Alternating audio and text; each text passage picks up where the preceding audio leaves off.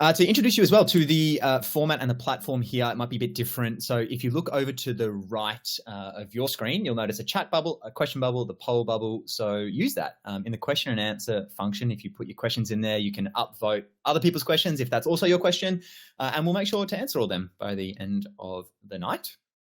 And then again, just under that, polls. All right, should we perhaps introduce ourselves? So while everyone's putting in their questions and polls, I'm Michael. Hi. I'm a UniMel Med student, and I love talking all things Section 2 and mindset and helping people be successful, especially in the face of enormous adversity and setbacks. That's what I thrive on doing and helping others do. And I like assembling brilliant people with incredible minds and good personalities and great values and beautiful smiles, Lana, and helping them help you be successful as well. So here's two of them. Lana, do you want to introduce yourself? Yeah, sure. I'm Lana. I got tutored by Michael. I took the GAMSAT September 2022. I got a 91 in Section 2 as well, and then kind of reached out to Michael and got involved in 90 plus. So yeah, I kind of really enjoy similar things, all things Section 2.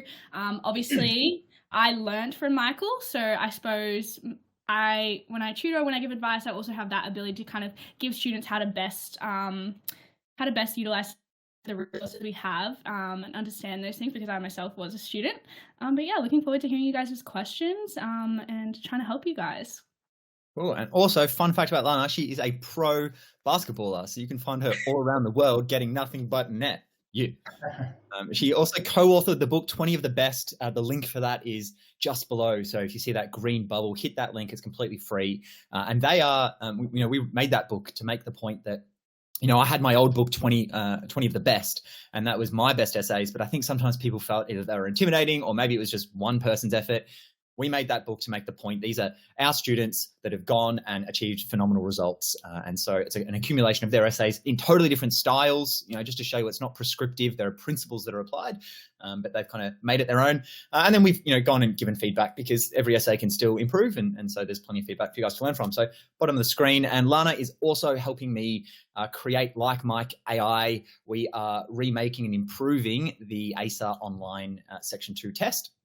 So the outcome will be a smart system that will be able to not only give you a mark for each essay, but mark you along 10 criteria, graph your results and your progress as you continue to submit essays, and actually give written feedback. It'll also work in the end like a kind of Grammarly thing. As you're writing, it can give suggestions of where you're going right and wrong. So that's something we're working on in the background. And then we have the incredible Jareer. Do you want to introduce? I'm Jareer. This will be my fourth cycle of tutoring GAMSAT across basically all three sections, but particularly Section 1, because in my prep I didn't find anything reliable or substantial existed for Section 1, and I found that there were a lot of probably straightforward and relatively easy solutions to then actually implement and get good at Section 1. So I thought, all right, well, why don't I help out in the space, basically. But naturally, props to all of the individual tutors and prep companies that have been providing that sort of the free and the quality resources. I used Michael's YouTube channel a fair bit to prepare for Section 2. I didn't know Michael at the time, but the quality was there. It's a gold mine, and obviously other YouTubers as well. Some of you might have heard of Jesse Osborne for Section 3. Make sure that it's just good to have a path and a direction to take when a lot of us sort of don't know where to go. So, yeah. Cool. Thanks, Drew. And Drew got 79 in Section 1, so he's an absolute gun. He's working at the moment. Drew is one of the rare tutors that knows how he did it. In my experience, and I know this, and I'll introduce you to some other 90 plus tutors, but we've made a point of basically attracting the highest scorers of all time into one group of absolute crack shots. But I found that oftentimes the very best scorers, they did it either through natural talent or they can explain to others or teach. It's not that they can't teach, there's no system about it that can be applied. And Jareer's, along with Michael, who you'll meet later, other Michael who for Section 3, Jareer has a system of how to go about every problem type. And so we're working at the moment, we're nearly done making an online course, which we're hopefully going to make available to you soon, that's going to take you through the strategy of how to go about, not how do I do this particular question, but how to do that problem type. How do I deal with poetry or graphs. So cool. Lana, did you have a question?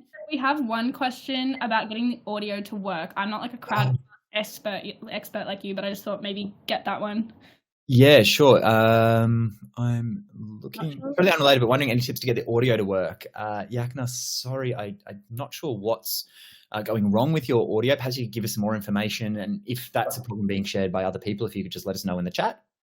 By a different browser? Yeah, I've noticed as well that Chrome tends to work better than Safari. But please let us know in the chat if you can't hear us. Cool. All right, I'm going to beat you to our stage and we're going to get started. I'll bring you guys back later. So thank you. I will give you and you. All right, welcome everyone. I am so pleased to see the names. I know some past students and soon-to-be students. It's so lovely to see you. I see a lot of Muslim names. MashaAllah, Assalamu alaikum wa rahmatullahi wa barakatuh, wa salatu wa salam wa Sayyidina Muhammad wa alihi wa sahbihi wa sallim taslima. MashaAllah. And to those that don't know 90 Plus, I'm so excited to teach you. I am resolved to absolutely blow your mind today. So let's get started. Firstly, I will just quickly introduce you to 90 Plus if you don't know about us. I started in 2020. 90 Plus is not a GAMSAT company. We are an idea, an attitude, a research project. We are concerned not with just getting a high score to get into med school, although that's obviously the outcome all of us want, but with excellence for excellence's sake, because it's an intrinsic good like beauty or truth or justice. I was obsessed with Section 2 in 2020 on how to perfect it because I loved it. Prior to me, since 1992, only 5 people had ever scored above 90. And in the 6 sittings since, every single time, one or multiple people have scored above 90 that I have personally worked with or taught. So we've, through perhaps luck, certainly a lot of hard work as well, we've mastered a system that not only works for me, but works for others, and now expanded to Section 1 and to 3. And we leverage all sorts of technologies to bring the cost down and make the best strategies accessible to all. But what we are best at is helping people who have consistently tried and not got in yet. People who have used other GAMSAT companies who have done everything that they can. And I'm going to introduce you to some students and show you some video recordings of people to inspire you, no matter where you are in your GAMSAT journey, to let you know that you can do it. The reality is you guys aren't just humans having a pre-med experience, but you are pre-meds having a human experience. It's not just about techniques and strategies, but you're a person applying techniques and strategies. And sometimes it's the person that's in the way, not the strategies. We get to work on both. And that's where the difference is. I'm just going to quickly check the chat and make sure. That's just Lana. Cool. So you can ask questions and she'll be there. I will quickly show you some smiling faces because they're beautiful and I'm proud of each and every one of them. Share screen, window. Oh, not Chrome tab. Here is, I don't know if you can see that. There it is. This is our team of Section 3 tutors. We have Hani 100, Harrison 100, Michael 97. You're going to meet him later. Jesse 100, Raf 100, Steve 100. So these guys are available. And as I said, Michael will come on later. I noticed some of you guys asked some questions about Section 3 and reasoning types. We'll definitely get to that. We also have for Section 1, you just met Jareer. He got 79 in Section 1. He designs courses and strategies for 90 Plus. But we also have Sophie, 85 in Section 1. That's the highest score I've personally heard of. And our head of Section 1, Jeremy, 82 in Section 1. And he got 66 the session before. So really big improvement, the kind of improvement you don't usually hear of for Section 1. So I hope seeing some of those scores and also some of the improvements lets you know that high performance is available.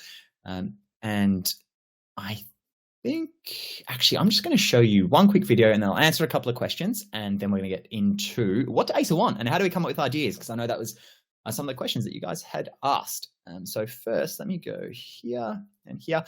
I want to show you guys, I'm not sure, maybe those that have spoken with me personally have heard me talk about Megha, but I just think her story is one of the most inspiring in med and I want all you guys to hear it to give you guys a bit of a G up. So let me first, I only have a quick clip of her in amongst other things. So just going to be able to put a face to a name.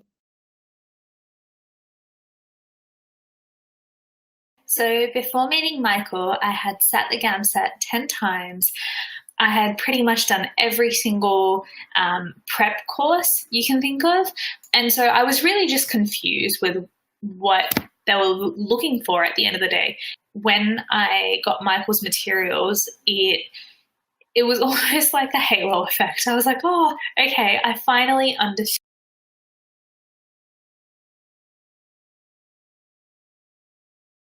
So Megha is one of my favorite students to talk about because she was someone that she got a PhD while she was waiting to get into med. And she had all those feelings of setback and frustration and difficulty. And am I good enough? Am I fooling myself? Do I have to tell my friends again that I've failed? All my friends are getting into med. That whole world that happens. And so she hired me. She was getting 55s when we started, and we got her in the first sitting up to 85 to 100 in the ACER online test, that top bracket. And she felt, finally, I'm victorious. This is my sit. 2 weeks before the exam, she was diagnosed with a terminal illness. She was told that she didn't have long left. Her brain was infected. It was not good. She still sat the exam. Anyway, so when results came back, she got 55 again. She was crushed, as you can imagine. She hired me again the next sit, and she was starting to get a little bit better, but I said, Megs, I'm not going to teach you essays. I already know you know how to write essays.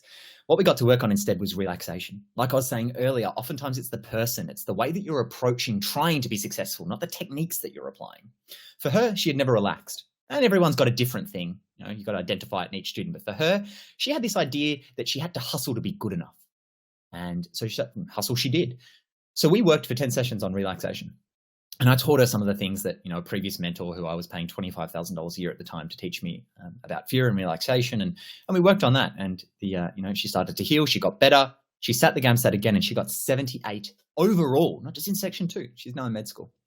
So, and her story isn't unique. I've got, depending on how much time we have, I can show you some other students, but there is a range of students, so many, 6 sits, 7 sits, 8 sits, 10 sits, who ultimately find a way to be successful. All right, let's jump straight in. So we're going to begin with discussing what ACER want. When I sat GAMSAT, this was a mystery. Nobody knew.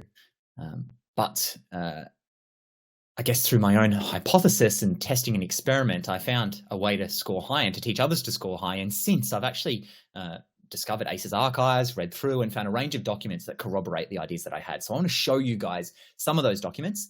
And then let's go ACER documents. Let me just share screen again, entire screen. And there, I'll put that there. Add message, here we are. Let's start with, sorry, this should be more organized. Actually, do you know where we'll start with? We'll start with the ACER information book, ACER information book, GAMSAT. So, section 2, where are you? Here we are. Now, I don't know if you guys can see this. I apologize if not. Let me just zoom in. So we hear that written communication is assessed on 2 broad criteria: the quality of thinking about a topic and the control and use of language demonstrated in the keyword articulation of that thinking. With respect to quality of thinking about a topic, they say that assessment focuses on the way in which ideas are keyword integrated into a thoughtful response to the task. So it's not enough just to have quality ideas, it's how they work together. And then control and use of language is explained further here. Grammatical structure and expression is an integral component of a good piece of writing, but it's not assessed in isolation, only insofar as it contributes to the overall effectiveness, keyword, of the response to the task. In other words, it's not just enough to have quality ideas. We need to integrate and organize them in some way. And it's not enough to use fancy or flowery language. We need to communicate ourselves effectively. So it's what is made and developed of the task, in other words, quote interpretation, and the kinds of thoughts offered in response to the task. If you want a heuristic, there are 3, let's say 4 actually, 3 technical and 1 mindset elements that go into GAMSAT performance. So we've got quote interpretation. So that's what is made of and developed from the task. That sets the ceiling value. What I mean by that is there are certain ways of interpreting a quote that if you gave that to me and I had to write an essay based on that, I could only score so well, maybe only a 70 or a 75. So the quote interpretation sets the ceiling value. Structure sets the floor, right? The way you go about and organize the thoughts.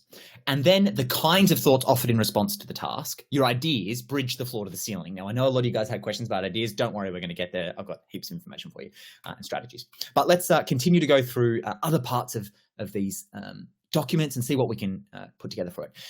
Juliet is the head of humanities for ACER. This is a study or a piece of writing that she made. Now, ACER administrate a range of tests. If you're a firefighter, you need to do an ACER test, but obviously we're concerned about the GAMSAT. Now, she says for writing, ACER has 3 different models of writing: holistic, partial analytic, and customized criterion. Holistic is the way that they mark the GAMSAT, as you see there. Yeah. You'll also recognize this from the document that we just looked: thought and content, structure and organization, expression and technical aspects. There's a little bit more detail there. What I want you to focus on here is that she says they're treated hierarchically.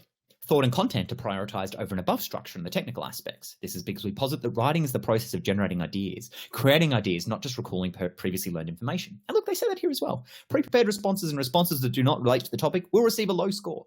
Right? How could we reassure a marker that we hadn't pre-prepared, that we are really making this up on the spot? We would have to direct what we're saying about the nuances of the prompt. I was very aware, if you look at an essay of mine, it doesn't look like something that was made up on the spot.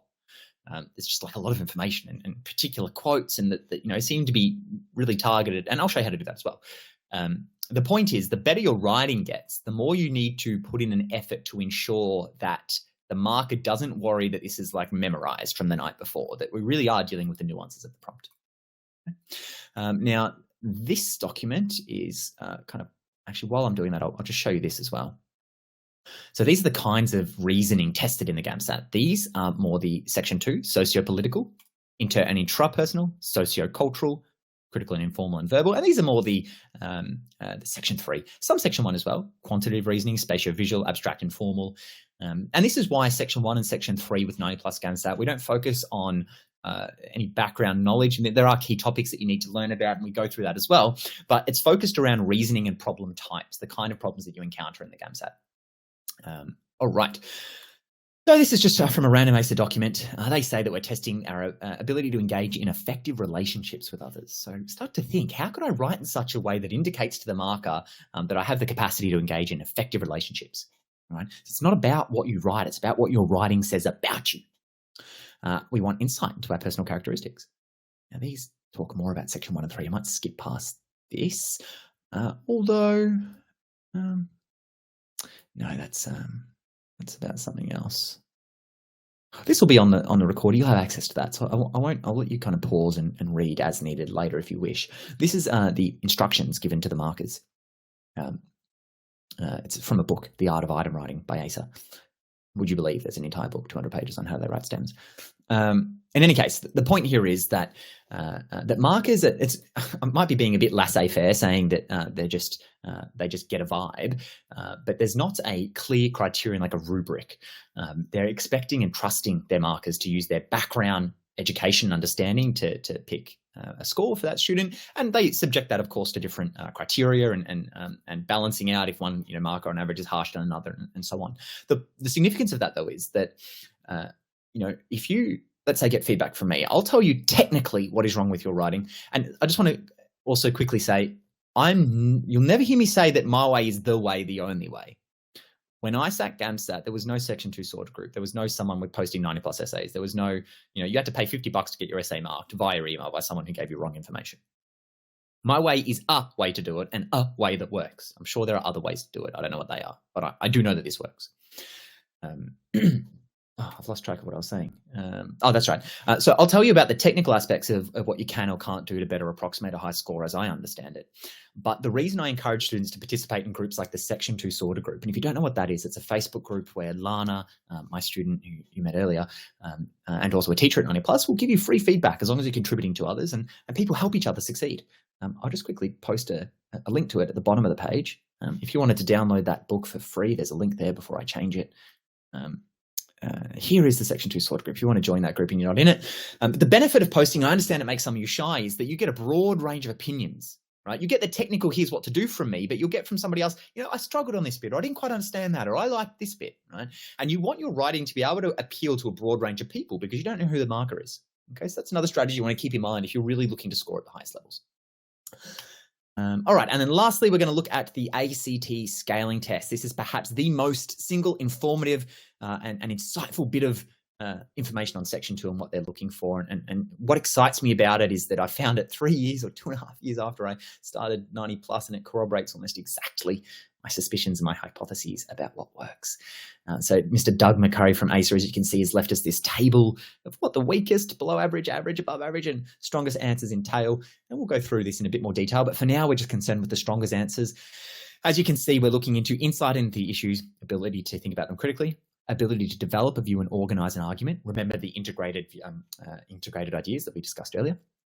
Ability to organize and make a cogent argument, and to develop and substantiate a point of view. So notice that a lot of these phrases, they're about the kinds of thoughts that you have, but directing them towards some end, organizing, integrating them. But to what purpose? For what telos, outcome? You could say that a good anything is something that does well the purpose for which it was created. A knife. A good knife is one that cuts well. What is a good human? Depends what humans are created for. That, ironically, has been one, and we'll talk later about this, but one of the ideas that has so caused conflict and caused the world to look the way that it does. People feel, I don't know what the topic's going to be. How could I possibly know how to write? Well, the world looks the way that it does, guys, because of a relatively small number of ideas. When you know them, when you understand them, you can talk confidently about a wide range of things. And one of them is various ideas of why are humans created? For the West, humans are created to free themselves, to experience themselves as the self-determining individual, free of all constraints, categories, or boundaries, the ultimate expression of individualism. The iPhone, the iPod, the I think, therefore I am, versus, say, the more traditional worldview, like Islam begins not with I, but with La ilaha illallah, there is only one God. Or let's say in more communist countries, the focus is not on God, not on the individual, but on the collective benefit. On communism, on the utopia. In any case, we want our essays to be directed towards some clear end in order to meet the criteria for being a good essay. So what end is that? What is a cogent argument? What does cogent mean? Cogent means clear, logical, and concise. So that begs an interesting question. What is a good reason to believe anything? If we're going to argue for some view that we have, you might call it a contention or a thesis. I believe this about the world.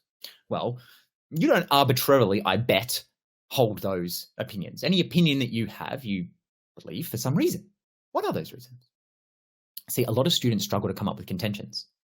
The issue isn't that they don't have opinions. The issue is that they're trying to sound fancy. They think that a contention needs to be something sophisticated, novel, insightful. No, the contention is simply your position, what it looks like from where you're standing. Now, some people worry I'm not going to be able to score well with that, but actually what has you score well is how you go about explaining what you think, the thoughts that are offered, but how they're organized as well. So this all begs the question, how do we organize a point? Well, we have a point, we have some contention, and if you don't believe you can come up with the contention, consider how effective your parents are at having an opinion on literally anything that you do at any time, immediately. And any opinion I'm sure that you have, let's say you're hanging out with your friends, you don't think for 10 minutes before coming up with what you have to say, you just share what you think, right? And then if you ask yourself for any given thing that you think, particularly if it's something you're passionate about, why do I think that? Well, those can become topic sentences. All right. So let me just check in on my little schedule that I had made. So we've talked about, okay, what do ACER want? I'll cross that off. Maybe now we'll go into brief history of Western thought. Lana, just so you know if you're listening, I might get you on to talk about coherent arguments and quote interpretation, and then maybe task A structure. So please don't think I forgot you. I'll need you soon. All right, so ideas. I'm actually going to scan the questions about ideas to make sure that I'm targeting them directly at what you want. So let's have a quick look. I was wondering if you had any advice. So let's have a look at this. Ishar has asked a question. I was wondering if you had any advice regarding how to generate ideas faster or write more in less time. Even though my idea generation ability is not terrible, I find it difficult to write an essay well in 30 minutes due to obvious time constraints. Usually I end up with 400 words. If I try to write longer, I risk not finishing the essay or having time to proofread. English is my third language, so I suppose that's a contributing factor too. Oh, I love this question. There's so much in this. Guys, we're going to go so far over time. I'm sorry. I'm going to do the best I can. All right. I bet that there are more than one ESL or ETL, English is a third language. Let me find for you a document that might resolve some of those concerns that you have. I'm going to screen share again. Give me a moment. Entire screen. Share. All right, here we go. So going back to, if you remember this document we looked at earlier from Juliet, who is from ACER. Can you see that? Can you see that? Yes. Okay, good. What does she say here? One advantage of this approach is that test takers with a language background other than English are not penalised because of their lack of familiarity with the English language. Markers are always encouraged to look through any obvious errors in language to the thought and ideas contained in the response. In other words, this is not an English test. It doesn't matter whether it's your 5th or 6th language. You communicated to me exactly the thoughts and concerns you had perfectly with the English that you have. So it's about the way that you think, the way you understand, the way you approach trying to dissect a topic. As long as your English is good enough to be able to communicate what's going on in your mind, you don't need advanced English, it's not an English test. So I hope that resolves this English as a third language concern that you have to begin with. Now you asked, how do I generate ideas faster? And then you said, write more in less time. I'll do it to generate ideas faster. Well, this is a big kind of, right. I have a whole course on that. I'm actually going to put the link in the chat. Let me find that for you. Intriguing ideas for GAMSAT. Here it is. It's just in the chat. If you want to, oops, I'll put that as a question. I don't want that as a question. Delete chat. There it is in the chat, guys. I'll also actually just stick it in that bottom link as well. Intriguing ideas for GAMSAT. I end up teaching it a lot, and it takes me a bunch of hours to teach. And I thought, you know what? Why don't I just do a 6-hour course on it? And it's $50. It's a lot cheaper than me explaining it to you. You don't have to, by the way, I'll give you the answer that's not paywall as well. But if you want a comprehensive answer to that question, that's how you get ideas. Now, the short of it is it's going to show you how to come up with where to find the best ideas and how to organize them. I'll actually share screen and show you what the outcome of it looks like. And the thing is, see, you can't write, let me go, where's my resources thing? Resources, section 2, mind maps.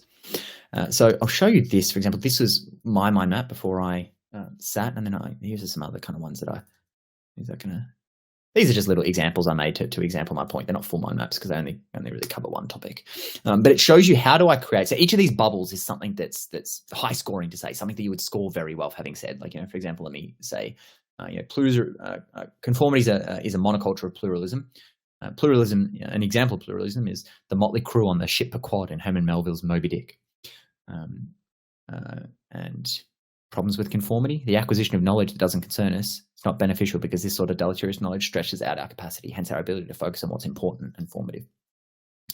That actually could be reworded better. Conformity is regulated by social norms, which is a kind of grammar of social interactions, which congeal as a set of cultural mechanisms, and that's what culture is. Anyway, all these things I didn't make up. I just got them from other places, which, I show you in that course where to find them.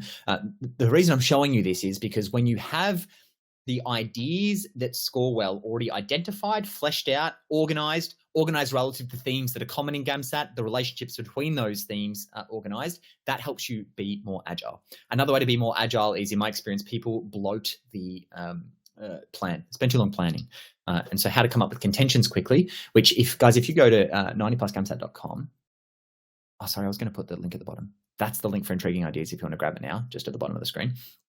And then if you go to 90plusgamsat.com, that's now at the bottom of the screen, but I might just put the intriguing ideas back.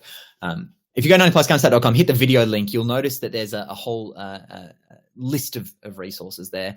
One of the ones I could direct you to in order to come up with contentions faster, it's called How to Come Up with Section 2 Contentions Faster Than Usain Bolt Does the 100. That's in that list. It's also on YouTube. I'll put the link here. So look, it's such a multifaceted answer. So there's coming up with contentions more quickly, planning more quickly, having more ideas, organizing those ideas. That helps agility. You might want to practice typing speed. So go typing.com. If your speed is lower than 60 words a minute, work on that every day. Mine was 110 before I sat my GAMSAT. That's another thing. If you're struggling with 30 minutes, perhaps you have, I'm not saying because of this, but maybe separately, you have anxiety, depression, ADHD, or any kind of medical condition. You could get your GP to write a letter that says that you are required, based on your condition, to have time and a half and submit that to ACER, and you could get extra time. Also, to save time, I'm not going to pull it up now, but Juliet also said that length is not a consideration. I mean, I personally think it should be about 600 words, but that's what she said. So anyway, try it out longer, risk not finishing the essay. All right, so I'm done answering that. I hope that helps the 14 people that uptick that answer. Clement, that's a section 3 question. We'll get to that. Section 3. All right, let's go through now a quick history of Western thought. So as I said, earlier, the the task A, even task B, your internal world is a function of the world around you.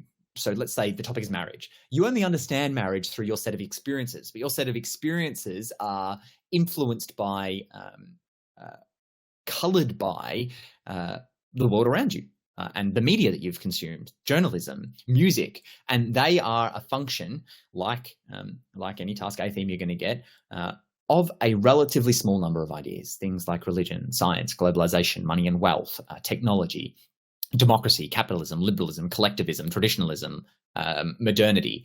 If you understood those 11 or 12 things deeply, you would be able to talk confidently on just about anything, right? So what we're going to do is have a chat quickly about the rough history of Western thought to give you kind of a scaffold that you can put all the other things that you hear and organize them into some cohesive narrative. I'll also direct you to, again, the website under the videos link. There's a whole thing there that says having a foundation of better ideas and examples. And there's a list of blogs and videos that we've created in the past that will help you consolidate this information and go into further depth. In particular, there's the Map of the Humanities and Social Science Part 1 and 2 with Naushad Ilahi, my best friend. He co-founded Phrases back in the day.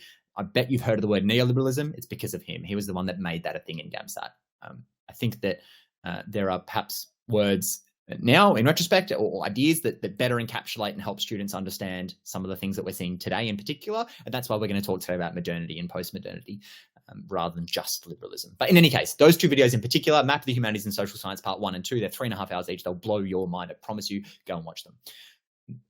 So they're on YouTube or 90plusgamsat.com at the videos link in the menu bar. For now, though, let's have a quick blast through some of these ideas. What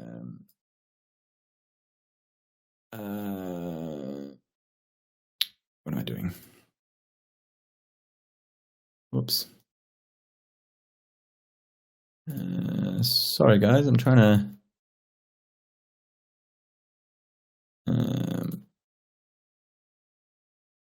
that'll do. Share screen. Lana, I miss you. I feel like you being with me. I don't know if you just want to jump in, but I'm gonna bring you back on the... Where are you? Lana.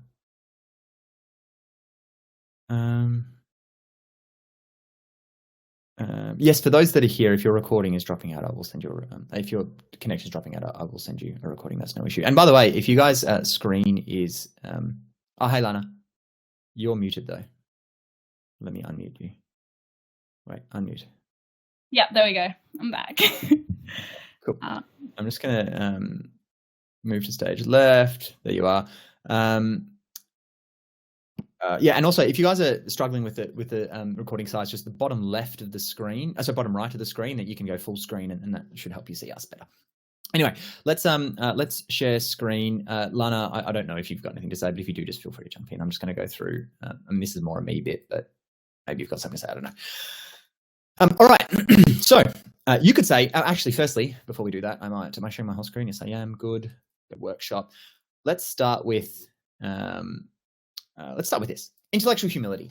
The universe, 14 billion years old. Earth is 4.54 billion years old. If we compressed the 4.54 billion years into 1 year, January to December, here's what it would look like. January 1, the Big Bang. September 6, Earth emerges. December 23, dinosaurs. Now, just about everything happens on the 31st of December. At 10:30 p.m., the first humans arise. Christianity, 11:59 and 55 seconds. And right now is the last second of the history of the Earth if it was an entire year. The point here is that we know so little. But... Michael, sorry, are we supposed to be looking at something right now? Oh. It's black. It's so annoying. I'm so sorry, guys. No worries. Sorry to cut you off. It was a really nice slide as well. I was really proud of it. Let me try again. Can you... Okay, so you can see like that infinity window. Can you see this?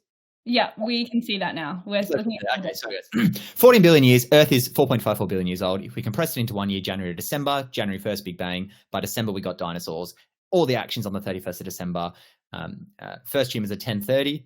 By 11:59, 55 seconds, Christianity is born, and the rest is the last 5 seconds. The point here is that we know nothing. Okay? But what we do know can broadly be categorized into antiquity, modernity, and post-modernity. 3 periods of time with very distinct features. Okay? Now, when you understand these periods of time and what their features are, you can start to make sense of many of the things that are happening today. It might be confusing us. I'm seeing a lot of activity in the chat. Oh, that's you. Cool. Sweet. All right. So you could say broadly that antiquity is pretty much all of human history until the Enlightenment, European Enlightenment. That's a bit of a white Eurocentric thing to say, but for argument's sake, let's just pick that point in time. About Christianity. Modernity is from about the Enlightenment to roughly World War II, and post-modernity is after that. Now, within modernity, so within antiquity, God is the central concern and the locus of power. We know about God and we know about the world through revelation, whether it's the Quran, whether it's the Bible or the Injil, the document that Jesus came with, which unfortunately has not survived, and the Torah, or even the Tao Te Ching. Every community got their messenger, and the message has by and large been the same. Humans concern themselves with metaphysics. What is metaphysics? Well, physics is the study of the physical world. Metaphysics is the study of the significance of the physical world, of reality. Not what is or how is, but why is that so? Physicists commonly interfere, shall we say, or try to be a metaphysician, but they do a very poor job. Most physicists wouldn't know metaphysics from Metamucil. Take the great Stephen Hawking in his famous book, The Grand Design, on page 10. He says, philosophy is dead, which makes every philosopher roll their eyes because that's a philosophic, not a scientific claim. But I digress. Furthermore, physics typically abstracts away from the world that we experience, replete with its tastes, sensations, love, color, spiritual experiences. It abstracts away all of that data that can be manipulated by mathematical equations. Take, for example, if we had a plane, and in that plane were a bunch of people, and we wanted to, design the plane, and we needed to know what's the average weight of the people on the plane. So we'll abstract from the people on the plane their whole life story, their food preferences, their movie preferences, their hair color, and we'll just take their weight. We might find that the average weight is, 55 kilos, let's say. Now, there might not be anyone on that plane that actually weighs 55 kilos. We have abstracted everything aside from the bit of data that is useful. And how useful is it? We can create planes with it. But to suggest that because in our data, there is no movie preferences or feelings of love, that those people have no movie preferences or feelings of love would be absurd. We took them out. Similarly, when physics doesn't find God, spirituality, or questions beyond raw science in its data, that's not really surprising at all. It took it out to begin with. So that is the task of metaphysicians to explore. In any case, within antiquity, broadly, humans were concerned with metaphysics. Why am I here? Where am I going? What's the significance? What's the importance? Whether it was the Aboriginal Australians with their dream time, or Native Americans and their concern with animals, nature, and the significance of the natural world, that's what humans were concerned with. Now, something happens, modernity. We could say, at least in the history of the West, that some of the factors that contributed to that are Christianity and perhaps some concerns with the Christian church, things like making people pay for forgiveness. That caused Martin Luther to be into the reform of Christianity. Also, the feudal system was highly oppressive over peasants and most people, and that led to growing discontent both with religion and feudalism, and led in particular, or for our purposes here, in particular to the French Revolution. Now, the French Revolution, around that time as well, we had the printing press. You need to understand that prior to the printing press, if you wanted to write a book, you had to be rich and you had to write it by hand, which means that information was very centralized. The printing press decentralized information. It was like the Instagram of the day, right? All of a sudden, people could hear about, it's like we hear about Palestine, let's say, or Black Lives Matter and George Floyd. Information could be spread far quicker, and ideas spread far quicker. And that led to the rise of liberalism. They wanted to overthrow the monarchy and liberty, which is to say the individual being the single central focus of society, not the collective, not the family, not God, not the king. Every individual is the most important feature of society. This idea came about. We begin a process of secularization, which is to say separating religion from every element of life and it going into the private, not the public sphere. Now, the ideas of liberalism from the French Revolution found their way to America because the French helped the Americans boot out the British in the American Revolution. And that's how we get this idea of liberalism into the American Constitution. Michael? Now, yeah. Right, can you just zoom in? People can't see. I was just trying to... Yes. Sorry, Thank you for interrupting. By the way, do you have anything to add to this? Not particularly at this point, no. Very particularly. All right, sweet. All right. So we have this idea of liberalism, the idea that the individual is the most important part of society. This is radical because it's about fracturing away and rejecting tradition, religion, and the whole old world. We get this idea, not that God is the center, but man is the center. And we see this in art. Let's take art. So we see, reality as it actually was, and religion was the central focus of art within antiquity. You'll notice in modernity, man, the portrait becomes the subject. We'll talk more about these in a moment, but the portrait becomes the subject. And we end up with democracy, demos, the people, kratos, rule by, and capitalism as the political and economic instantiations of liberalism. By the way, I just want to let you know, as far as ideas go, the intention, you don't need to understand all of this right away. The intention here is not that you take this and then write about it in your essays. You need to understand this as a narrative in order to then the other things you learn about, which you will put in your essays, to make sense in light of the broader picture. So please don't feel that you need to capture all this. It's a first pass. It's totally okay to be confused. Just run with me and you can return to it, and the links that I've sent you will help you consolidate this. Okay, so just run with me and bear with me for the moment. It will make sense later. Now, within modernity, instead of revelation, we start to have a fracture away from religion, and instead of knowing about the world and about how we can be happy through revelation, we start to use rationalism, rational inquiry. We want to understand ourselves. We want to create society in our own image. We want to create, whether it's communism or liberalism and democracy. We start to have the fall of kingdoms and the rise of the nation state with various ideas of how to potentiate human happiness. So the central concern doesn't become metaphysics. We don't take for granted anymore that there is a metaphysical significance to a tree or a person. We're not creatures of God, that the tree isn't has any significance. It's a piece of wood for me to use. Instead, we concern ourselves within modernity with epistemology. That's the study of knowledge. In other words, on what grounds can we be certain that something is true? We become radically skeptical. You might have heard of Descartes. I think, therefore I am. Now, I think, therefore I am is pretty much philosophically the main juncture between antiquity and modernity. Why? Well, firstly, it's a mistake, and that's part of how we got off track. But I think, therefore I am is a mistake because you need to exist before you think, before you use that to establish existence. When you switch metaphysics and epistemology by saying, I think, therefore I am, not I am, and therefore I think, now you become radically skeptical about everything. You establish your very existence only on the basis of your thinking. In other words, we don't take for granted anything unless we can rationally demonstrate it. We become radically skeptical about everything.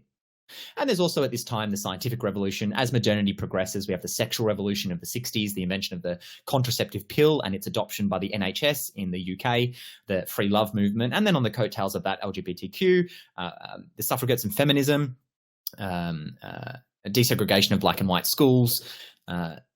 Now, the sexual revolution and a lot of these revolutions and ideas I want to point out to you are particularly Western. In, say, the Middle East, well, let's say in Christianity, the main ideals of, or the main figures in Christianity are virgins. Virgin Mary, Jesus was never married. So virginity becomes an ideal in Christianity. And because Eve caused Adam to sin, so it goes, women have perhaps a less or a more oppressive role in early Christianity and perhaps, in many Western people's minds in the 60s during the sexual revolution and the feminism movement in those times as well. That is a particularly Christian concept. In Islam, sexuality is not a dirty thing. It says in the Quran that, is it the Quran or is it? I think it's the Quran. You get rewarded as if giving to charity for sleeping with your spouse. A woman could validly divorce her husband in Islam for not sleeping with her regularly enough or satisfying her. So the sexual revolution didn't really take off in other parts of it. It's a particularly Western concept. In any case, so we have antiquity. The focus is God. We know about God through revelation, and people concern themselves with metaphysics. In modernity, we have man. We know about things only through our own inquiry, and we concern ourselves with epistemology. On what grounds can we know that something is true? Finally, we have in post-modernity, we have the internet, we have social media, now the rise of AI, we have the complete decentralization of power and of information. No longer are doctors and lawyers respected. Everyone's Dr. Google. Just Google it. No longer do we use rational inquiry. We're empiricists. We only believe what we can see. There's this idea, scientific positivism. The only thing that is true is that which can be measured. Now, let me ask you, can you measure this sentence? Not the truthfulness of the sentence, the very sentence itself. Can you scientifically establish the truthfulness of this sentence? You can't. So, it must be false. If the sentence is true, it's false. If it's false, it's false. In any case, this is the empiricism. This is where we're at right now. We really just believe, science is kind of the rubber stamp on everything being true. Now, instead of epistemology, we no longer feel that we need to refer to knowledge, to philosophy. We instead concern ourselves with axiology, values, ethics, aesthetics, feelings. Let's go back to this art slide. So we said that in antiquity, art focuses around nature as it is and religion. In modernity, we focus on the portrait, the individual. Now, we begin to get man's impression of nature. Man becomes the central focus. This is still kind of modernity, right? We get the impression of nature. Then feelings start to creep in. We distort nature and reality as it is and put onto it our feelings. We focus on our feelings. And now, only feelings. Only feelings matter. Now, this is surrealism. This is the externalization of the inner dream world of Freud. So Rousseau began the idea that our internal is our psychology is what we are. So no longer is our soul what we are. Our internal psychology is what we are. Freud then sexualizes that psychology. So it becomes our internal sexuality is what we are. And then it progresses to the point that now your identity, who you are, is your sexual desire. It used to be that sexual desire, sexual action, and identity were always separate. And the project of Western sexuality and Western ideology has conflated those three things. And then three things which were always together have been separated: marriage, sexuality, and morality. Before, if you had sex, it implied having kids, and so having a kid outside wedlock could be troublesome for that kid, and that's therefore immoral. The contraceptive pills split that aside. All right, so finally, I want to show you how this also applies in architecture. I don't know if you're in Melbourne, but this is Flinders Street Station. What do you notice? A central dome, a central clock. It is symmetrical on all sides. There is a unifying principle. Across the road, Fed Square. No unifying principle. It's a disconnected series of nodes. Take as well, I mean, we can see that in all sorts of architecture, like here. Again, unifying principle, God, religion, organization. Here, there's not. And we see it in music. So within classical music, we have the architectural nature of Mozart. Then that devolves a little into the more thematic nature of Bach and Debussy. Then within modernity, we have jazz. It's more about experimentation, freedom. And then postmodern, it's all really about eclecticism, experimentation, and rejection of established boundaries, whether it's the sensualism of rock and roll or the outright sexuality of Cardi B and WAP. So as you see, ideas have consequences and they show themselves in art, music, and the way that we understand the world around us. Our leaders as well, you look within antiquity. The leaders of, for example, the Islamic Empire were the most pious Muslims of the day. Within modernity, we get the gentleman, the educated gentleman, Barack Obama, Abraham Lincoln. In postmodernity, it's all about our values and aesthetics. We get Donald Trump. All right, so that is a brief blast through. I'm so sorry if I bored you guys. That is a brief blast through the history of Western thought. What do you do with all that? You're going to need to sit and reflect on it. But as you learn, my hope for you is that you learn in the context of that narrative, that what you learn, that you situate in that narrative. And when you yourself understand what are the features of the moment that we exist in, how do we diagnose what characterizes it, then hopefully whatever you get, you'll be able to talk with reference to that understanding. The idea here isn't to trick the marker into, I'm not going to give you some golden bullet. It's a trick. You actually want to transform the way that you see the world, actually improve, and then express that through your writing. Yeah. All right, I've talked. Can I add to that, Michael? Oh yeah, I was about to hand over. I was just going to say, a lot of people sometimes listen to that and it's a lot of really big ideas that maybe not everyone's super interested in things, but I think it's really important to remind ourselves that all of those things that Michael just talked about inform the world we see. So find something that you are interested in to start with, and that can be, I don't know, it could be a range of things, whatever you are genuinely interested in, and try to apply all of those things to how that thing that you're interested in manifests itself in the world today. Even if it's something trivial, like Michael mentioned, Cardi B, you wouldn't associate some of these things together, but it is true that it influences everything.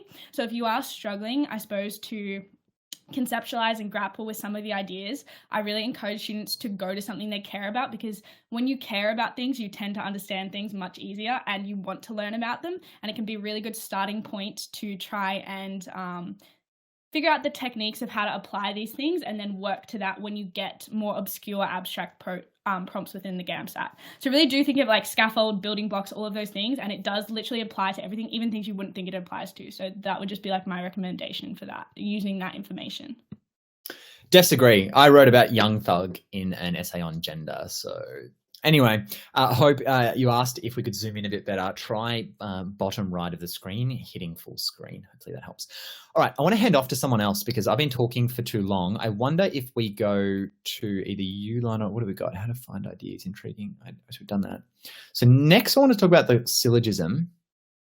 Lana, do you prefer to go through syllogism and a coherent argument, structuring that, or do you want to go through quote interpretation and ways about that? What do you prefer? I don't mind. It might be, the only thing is I don't really know how to share my screen. It might be easier or you can do it and I can analyze it. Bottom right, just next to see the audio, video, share something. It's yeah. like a setting symbol. Okay, cool. Yeah. Okay, sick. Let me do this. Sorry guys, I'm a bit tech screen. Yeah, there we go. Bit tech useless. Okay, perfect. Can everyone see that? Oh, by the way, I didn't go through the polls. Let me just quickly look. Oh yeah, you can do that while I... There's a spread of, okay, so people have sit, yeah, pretty evenly all the way through to 1, 2, 3, 4 and more. What is your high section 2 score? Mostly 60s. Cool. Only one person in the 80s. What part of section 2? So most people do, 68% of people said that ideas was the thing that they struggled the most. So quote interpretation was 7%, timing 12%. Task A and B structure, not a big focus for students. So actually ideas, we might need to talk a little bit more about that. I really do recommend you see the Intriguing Ideas video, guys, because it's a bit of a long thing to be able to go through, and that 6-hour course. Yeah, and I also linked in the chat the 2 YouTube videos that Michael was talking about. Cool. And just reminding you again, Lana, that 87 of 91 people believe that Spotify is better than Apple Music. So I think case closed. Right, that's enough. Okay, so I suppose the way that we structure and plan, and obviously Michael, feel free to jump in at any time. The way that we structure and plan our task A essays is traditionally in a syllogism. And with what Michael was talking about before in terms of the things ACER looks for, having a cogent argument, this is a really good way to make that happen. So a syllogism is essentially a way to structure an argument. So you have premise 1, and you have premise 2, then you have... what do you call it? We call it a contention or like a thesis or just essentially the statement that you're trying to make. We'll put it in normal terms like that. So you essentially are trying to structure it so that if premise 1 is true, premise 2 is true, then your contention has to logically follow. And you essentially are trying to get whoever's reading or listening to you to not be able to disagree with your argument because it is sound. So if we look at this one here, hopefully you guys can see this. All mammals are animals, that's premise 1. All elephants are mammals, that's premise 2. And you can see here, if all mammals are animals and then an elephant is a mammal, then naturally elephants are animals. And hopefully you guys can see kind of the link there that makes this a sound syllogism. Because if this first premise is true, this second premise is true, and then as a result, the contention is true. Obviously, it is a bit easier when we're kind of dealing with things like this, but GAMSAT prompts are a bit more abstract and a bit difficult to decipher, but it really does translate. So this is a sound argument. You can't get out of that. It's logically sound. The nice thing about this is that when we go to GAMSAT kind of prompts, we kind of aim for the stars, land on the moon. Is that what the saying is? I don't know. When you aim high and then even if you fail, you're still in a really good spot. I don't know if it's that way around or the other way around. But for example, if we do something else, Michael, do you want to share a statement or something that you think? Something I think, as in, so you're going through a coherent argument versus sound. Yeah. I think that energy drink helps you study. Okay, helps you study. So that's what Michael thinks, and this is genuinely like how you should organize your argument, because it should be something you think in relation to the prompt. So Michael thinks this. Michael, what is like one reason that you think this? I think that energy helps you study. I'll give you 2 reasons. One is it helps you think faster, and 2 is it wakes you up. Right. Okay. So these are the 2 reasons that Michael thinks that energy drink helps you study. So as you can see, this isn't a sound argument. It doesn't link in the same way, and it's not, you can't kind of not escape it. Like there's other things, other limitations, other considerations that Michael hasn't put in this. So for example, you know, another reason why energy drink might help you study is that it might be something to look forward to, or it might taste good, or, you know, it might have lots of calories. They're all other things that Michael hasn't kind of included within the syllogism. But if I would ask Michael, oh, why does energy drink help you study? And he said these 2 things, I would say, okay, yeah, that's pretty reasonable. That makes sense. I can see why you've made that statement. So this is a coherent argument. And the great thing about this is, even if you fail to make a sound syllogism, you usually land in this kind of area of having a coherent argument, which is still a very well-structured argument, and it still probably lands you in a better spot than a lot of people who go through this and who do the GAMSAT. So that's why we encourage students to really try and practice this syllogism. There's lots of examples on Google. You can Google them. And I often like to think, you know, a lot of us are kind of math science brains. In my head, it's kind of like a bit like solving for X. You're kind of like trying to figure out that missing link between the 2 statements that can then be your contention, so that if premise 1 is true and premise 2 is true, the contention is absolutely true. So if it helps you think of it in kind of a maths way, like it did with me when I was learning this, then that's something you can kind of employ. Michael, do you have anything to add to that? Do we want to go through like a real GAMSAT one, or do you want to do that?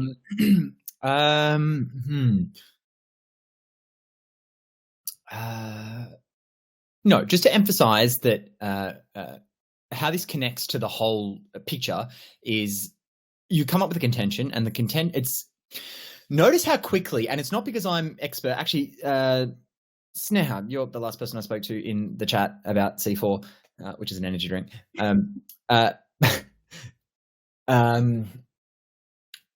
Tell me a hobby that you have. Tell me any interest you have. I wonder, can I get you to like audio? Is that a vibe? How does that work? Invite to win to stage left.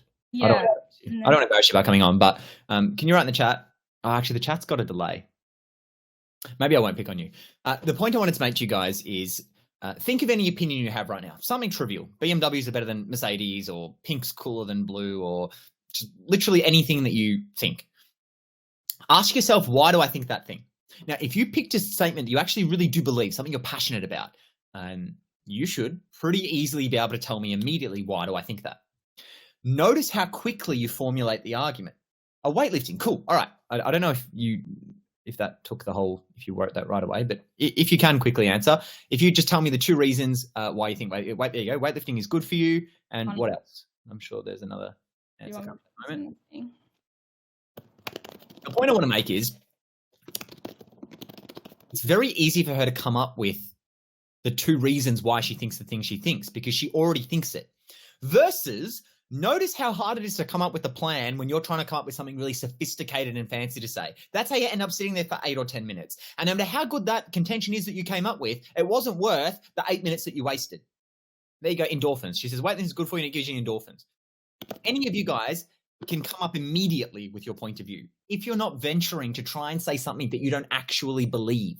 But if you actually believe it, all you have to do is not execute a cognition function in your mind, just a search function, and that is immediate, right? That cuts your planning time down by 6 minutes, and you might think it's not as good an argument, but we can talk about that later. But the point that we want to make here is that when you pick something you already really do believe, and when you lower the bar for what that contentional position should look like before you proceed with it, it comes to you very quickly.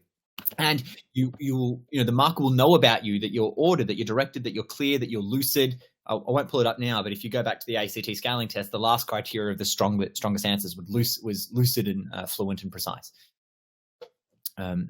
So the point of this is, a lot of people's, they might write about weightlifting. They'll just say something, and it's all about weightlifting, but you kind of wander from this point to this point to this point.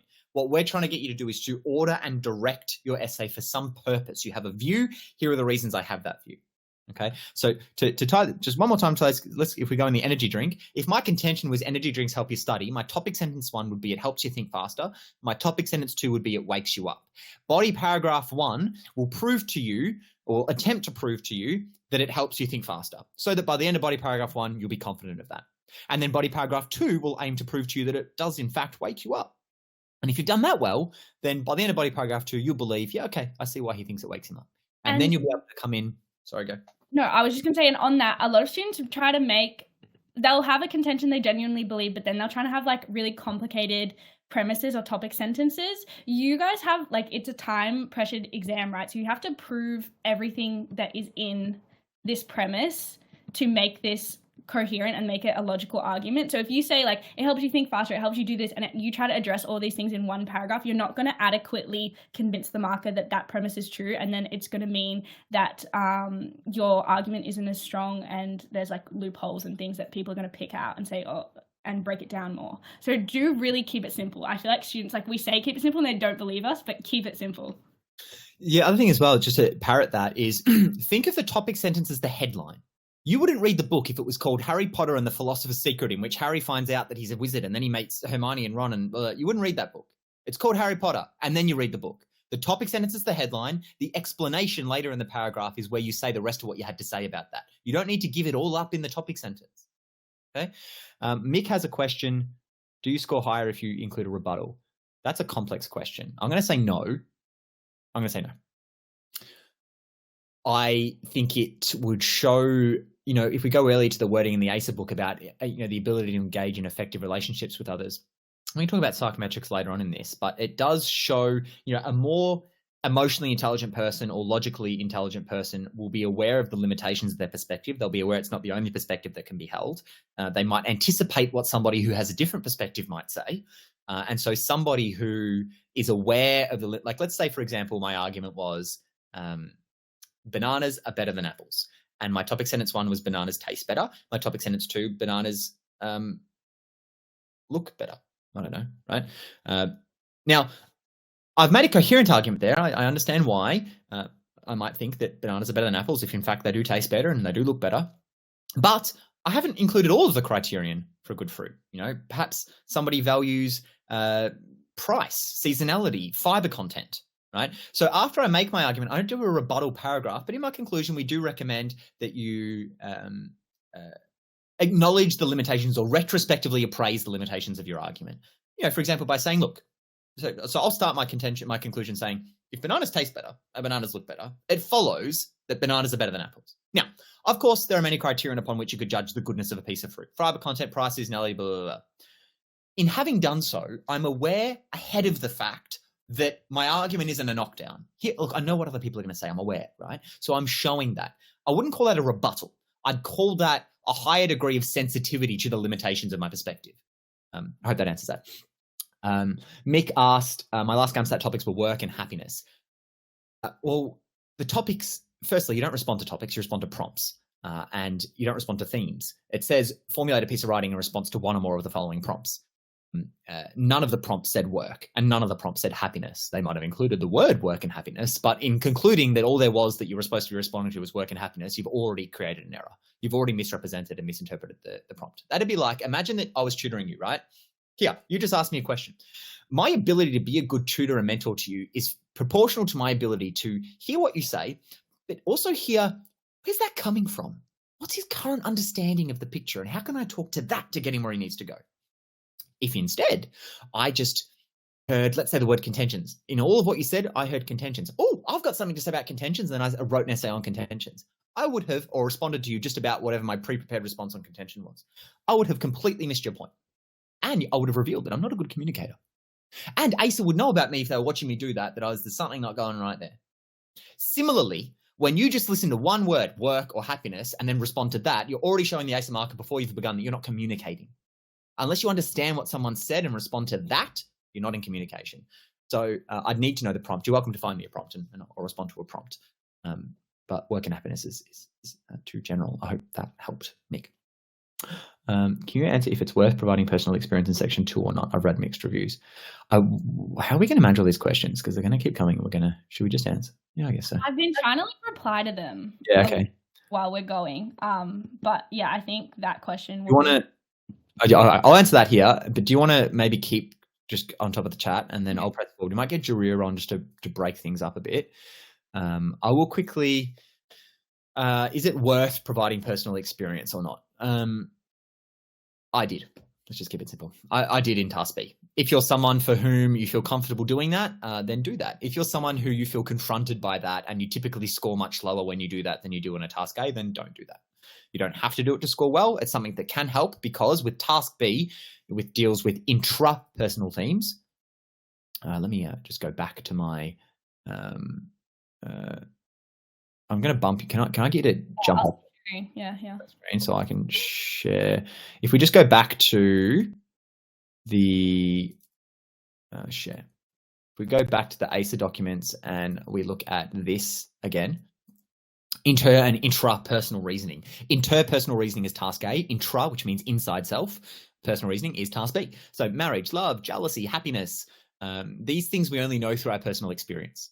Right? You can't argue that work or happiness is like something. You only understand it through your personal experience. And so it can make sense to share your personal experience, to show where that came from, and then to analyze, dissect, and challenge and scrutinize that personal experience or your conclusions from that personal experience. So it can help to do that. And if you want to score on the highest percentiles, I believe it's a good thing to do.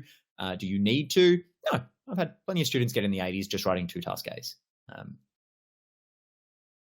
I'm not sure I know anyone who got 90 or above. No, you shouldn't be worrying about that. Not because you're not going to get 90, just because unless you're at 88 right now, what a 90 does is not your concern. Your concern is what someone scoring 2 points more than you does that you don't. And that as you go up until 90. All right. Oh, Lana answered. For someone who is seeing the GAMSAT for the first time in March, how can a person deal mentally with the toll and weight of the test? That is a good question. And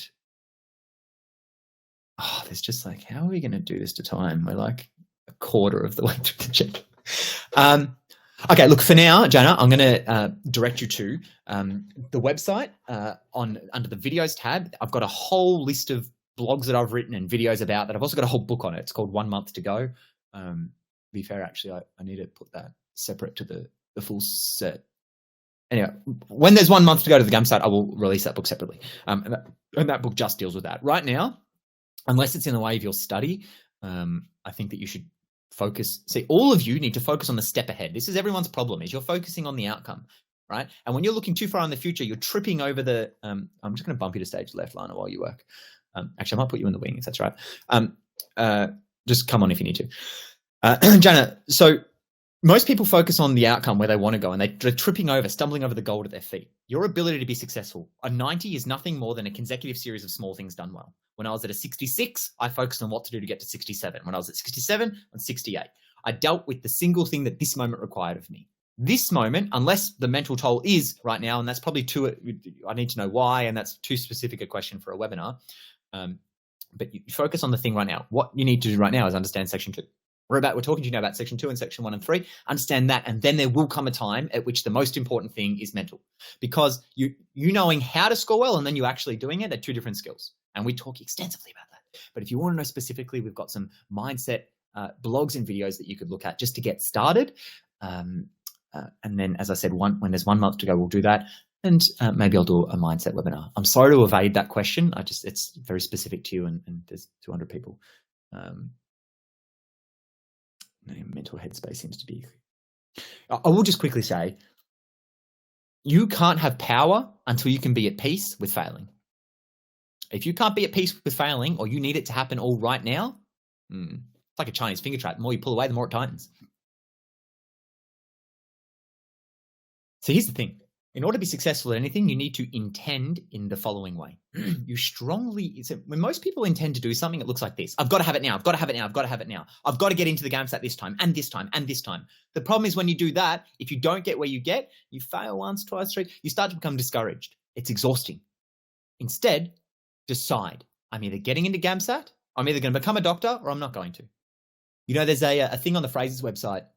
And it's like you're putting your GPA, you put in your GAMSAT, and it kind of tells you your chances of getting into med. And this is not to knock Fraser's. I know them personally. Scott's a friend. I go to his house for Ramadan.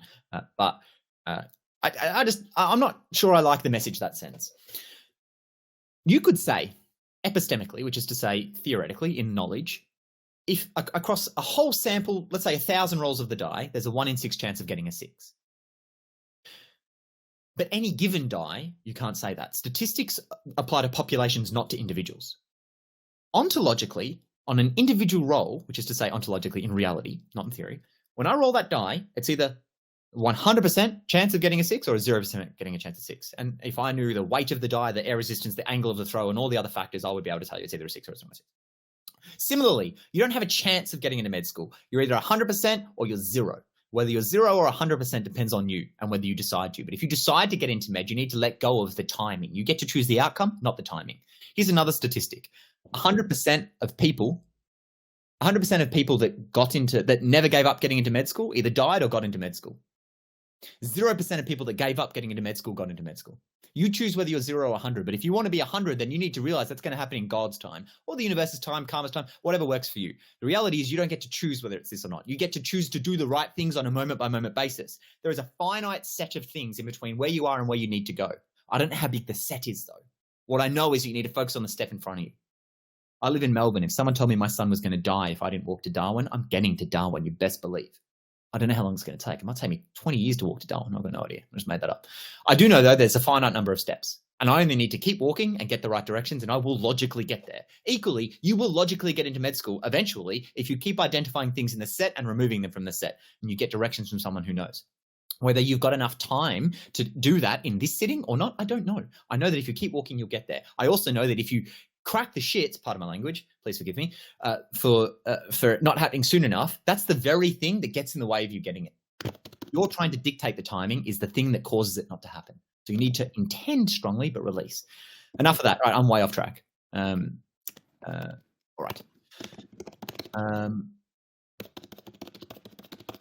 Lana, why can I hear your keyboard? You're muted.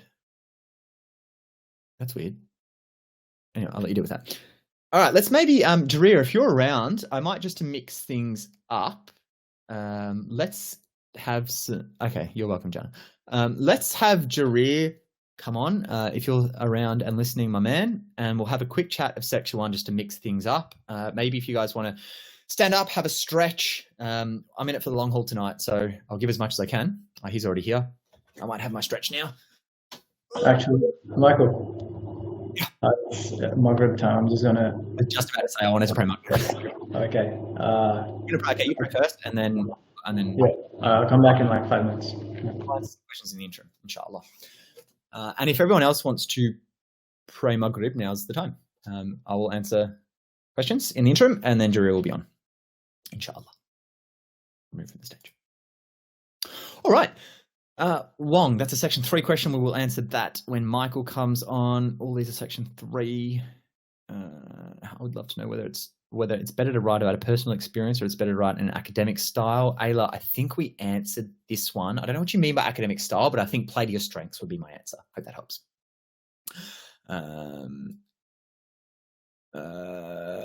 Section 1, section 3. Here we go. This one by Hans. Hello, Hans. Good to hear from you again. Do we have to respond collectively on all the themes or just stick to one? I hope I answered that earlier. You don't respond to the theme. You're going to lack relevance if you respond to the theme. Do you remember in the ACER information book we looked at earlier, it said that pre-prepared responses or responses that do not relate to the task will receive a low score. You will be broadly on topic if you talk about the theme. You'll be specifically on topic if you talk about the details of one answer. I hope that helps. If you would like to know more about that, these resources, I'll put them in the chat. Answer that question in further detail. Also, I reckon I used too many quotes in my previous essays and a mistake not to use too many quotations. It depends. It depends how you used it. I often use the words of others to, like, for example, I might say, let's say I want to use the word striving. And I'm talking about progress and modernity's idea that everything, I didn't say earlier, but modernity is the first ideology in human history that has no positive ideals of its own. It exists as a negative ideology, just to get away from religion and tradition. It believes that any progress, the further we get away, the better. I'll also quickly point out that in order for something to be progress, you need to have a definite place you're going. If I'm progressing to being a world champion boxer and I become a pro boxer, I've progressed on that line. You can't call it progression if it's just arbitrarily trying to get away from something, in any case. So let's say I wanted to use the word striving in my essay. I might say,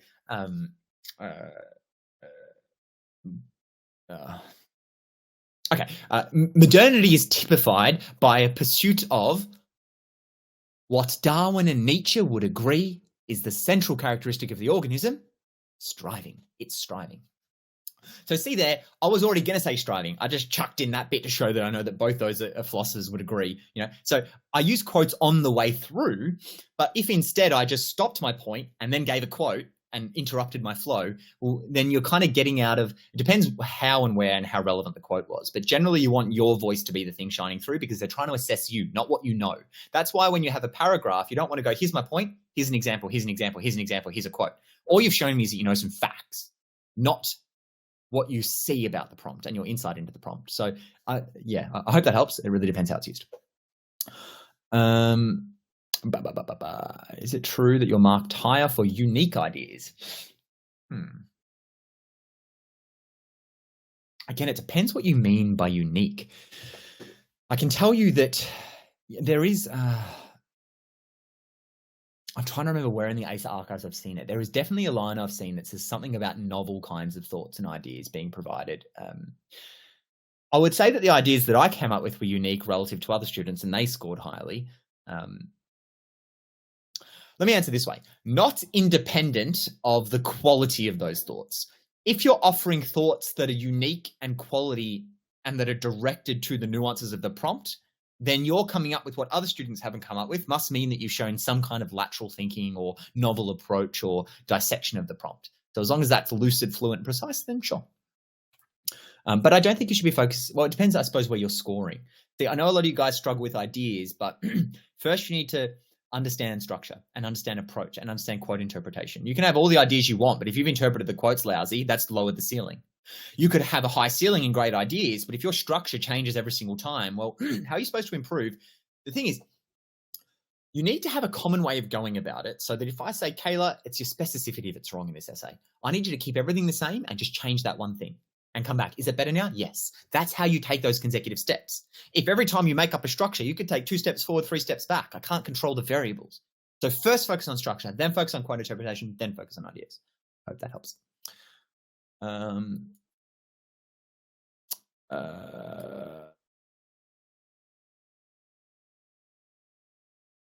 KR, what kind of background knowledge do you need?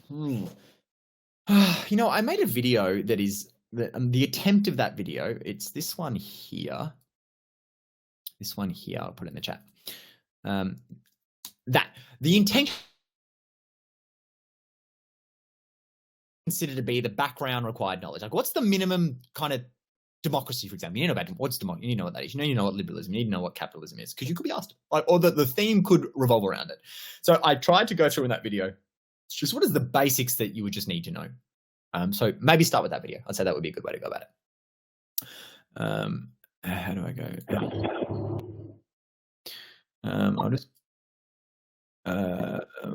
Spartan. Hey, Michael, do you think postmodernity has ended? No. Oh, actually, to the I want to actually show you. Sorry, Jareer, give me 2 seconds. I just want to show you those memes that I prepared about postmodernity because everyone loves a good meme. So here's one of them. Modernism. I am a genius. Postmodernism. The category of genius is a theoretically untenable cultural construct. So you notice the untethering completely from realism, that it's the externalizations of feelings that by and large the education system exists now to affirm and validate your feelings, not to form you into something that is socially productive or to any spiritual end. I'd say that, and also here, so I think there are certainly some features of post. And, there was a great from Encyclopedia Britannica. Let me just quickly find that. Postmodernism. Here it is. A movement categorized by broad skepticism, subjectivism, or relativism. That's definitely still happening. Now, subjectivism, the idea that there's no objective truth, and relativism, there's no, particularly moral relativism, there's no objective right and wrong. That is BS. Let me tell you an objective truth. All cups are cups. And you can't be a cup and not a cup at the exact same time. You can't be pregnant and not pregnant at the exact same time. That's also objectively true. Here's another one. Everything in the world is either this cup or not this cup. Objectively true. Subjectivism arises as a result to furnish atheist philosophy because, well, I mean, it's an aside, but there are deductive, logical, rational arguments for the existence of God, and you can't disprove a logical argument. So the only way around it is to say, all right, I can't prove that's not true, so nothing is true. It's the philosophic equivalent of sour grapes. I don't know if you know what sour grapes is. It's there's a fox and he's running along and he sees some grapes and he wants those grapes. He jumps up and he can't quite reach them. So he jumps up again and he still can't reach them. And he jumps up a third time, but he can't quite grab them. And so he walks away and he says, they were sour anyway.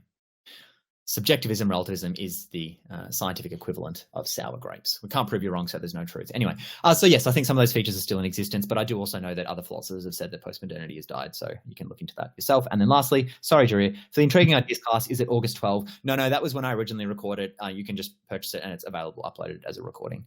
And Lana said that. Thank you. Jareer, I will hand over to you. There's a bunch of questions about each one in the question box if you want to answer them. All right, so there's question answers. All right, cool. I'm going to go pray. All right. Hey guys, assalamu alaikum. Let's see what questions we have. So I'll just look for the section 1 stuff, actually. Okay, so it looks like I don't have host features, so I can answer direct. Yeah, let me see if I can bump you up. Jareer Shukrani, role. How do I change that role? A co-host. Let me see if that. Can you see it now? I can see comment, edit, delete. Oh, start answering it. Cool. All right. Okay, so yeah, as someone who felt comfortable in section 1 during the actual GAMSAT, but scored lower than anticipated, what's the best way to improve? Okay. So feeling comfortable. But one thing we'll notice about section 1 compared to the other 2 sections, especially if you sort of approach the reading in a balanced way and understand reading the text before you get into the questions, and you don't find yourself rereading multiple times, is that section 1 isn't as time intensive as the other 2 sessions. So in terms of what section 1 is really testing you on it's again that reasoning in the humanities and sciences. Putting aside those social sciences, right? We're looking at basically understanding the author or the characters, or basically understanding other people without bringing in personal biases or sort of being judgmental. Right? That's the core of why section 1 is part of the GAMSAT. So in terms of, let's say, like when Michael went through before with the section 2 from the information booklet, you can break down the skills and abilities that are being tested in section 1. I might share my screen just to see if I can find the window.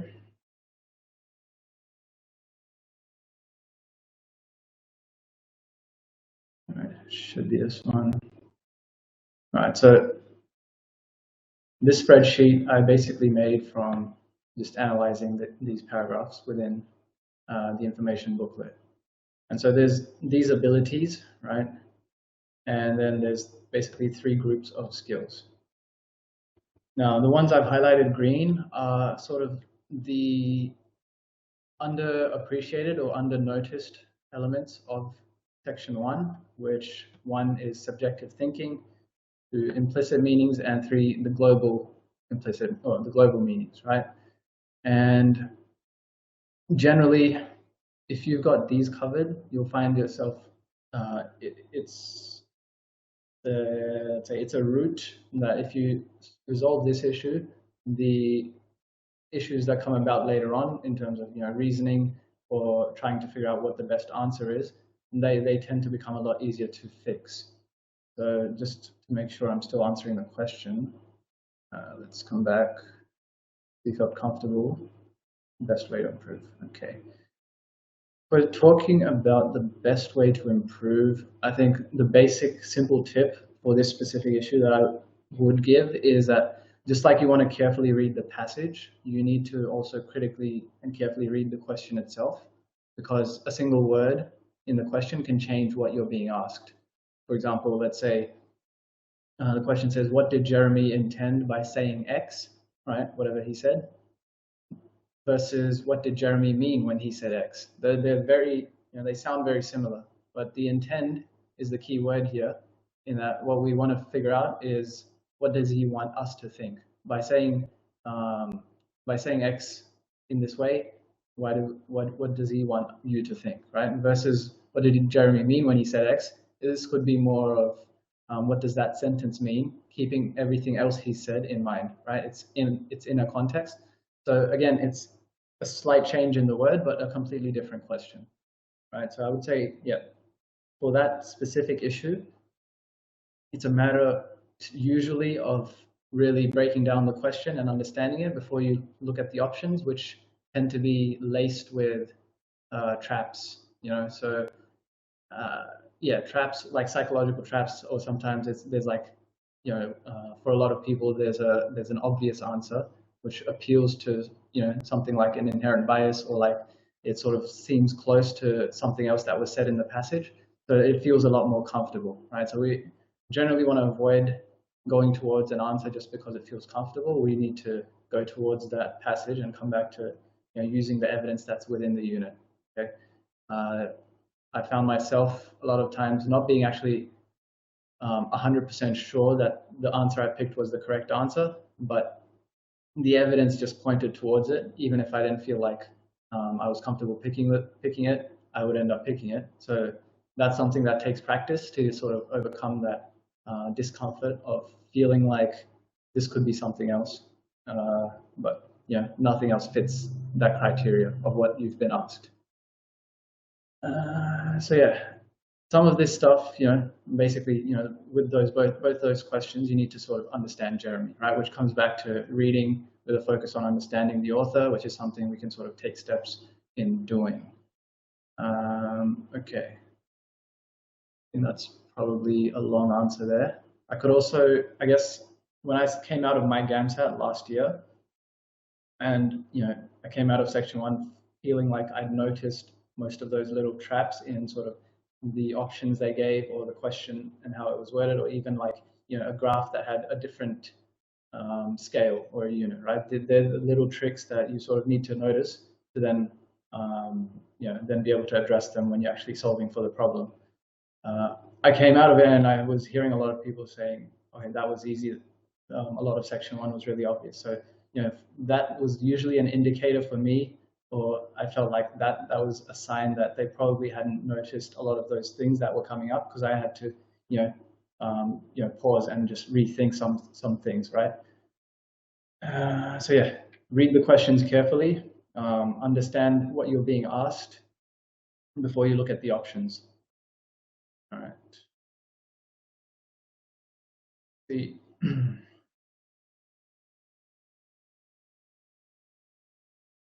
Mostly section 3 questions. All right, we have another one. I've set the GAMSAT twice. Found section 1 to be easy relative to ACER questions, but scoring twice is it not always? Okay, so this question I think I have kind of answered.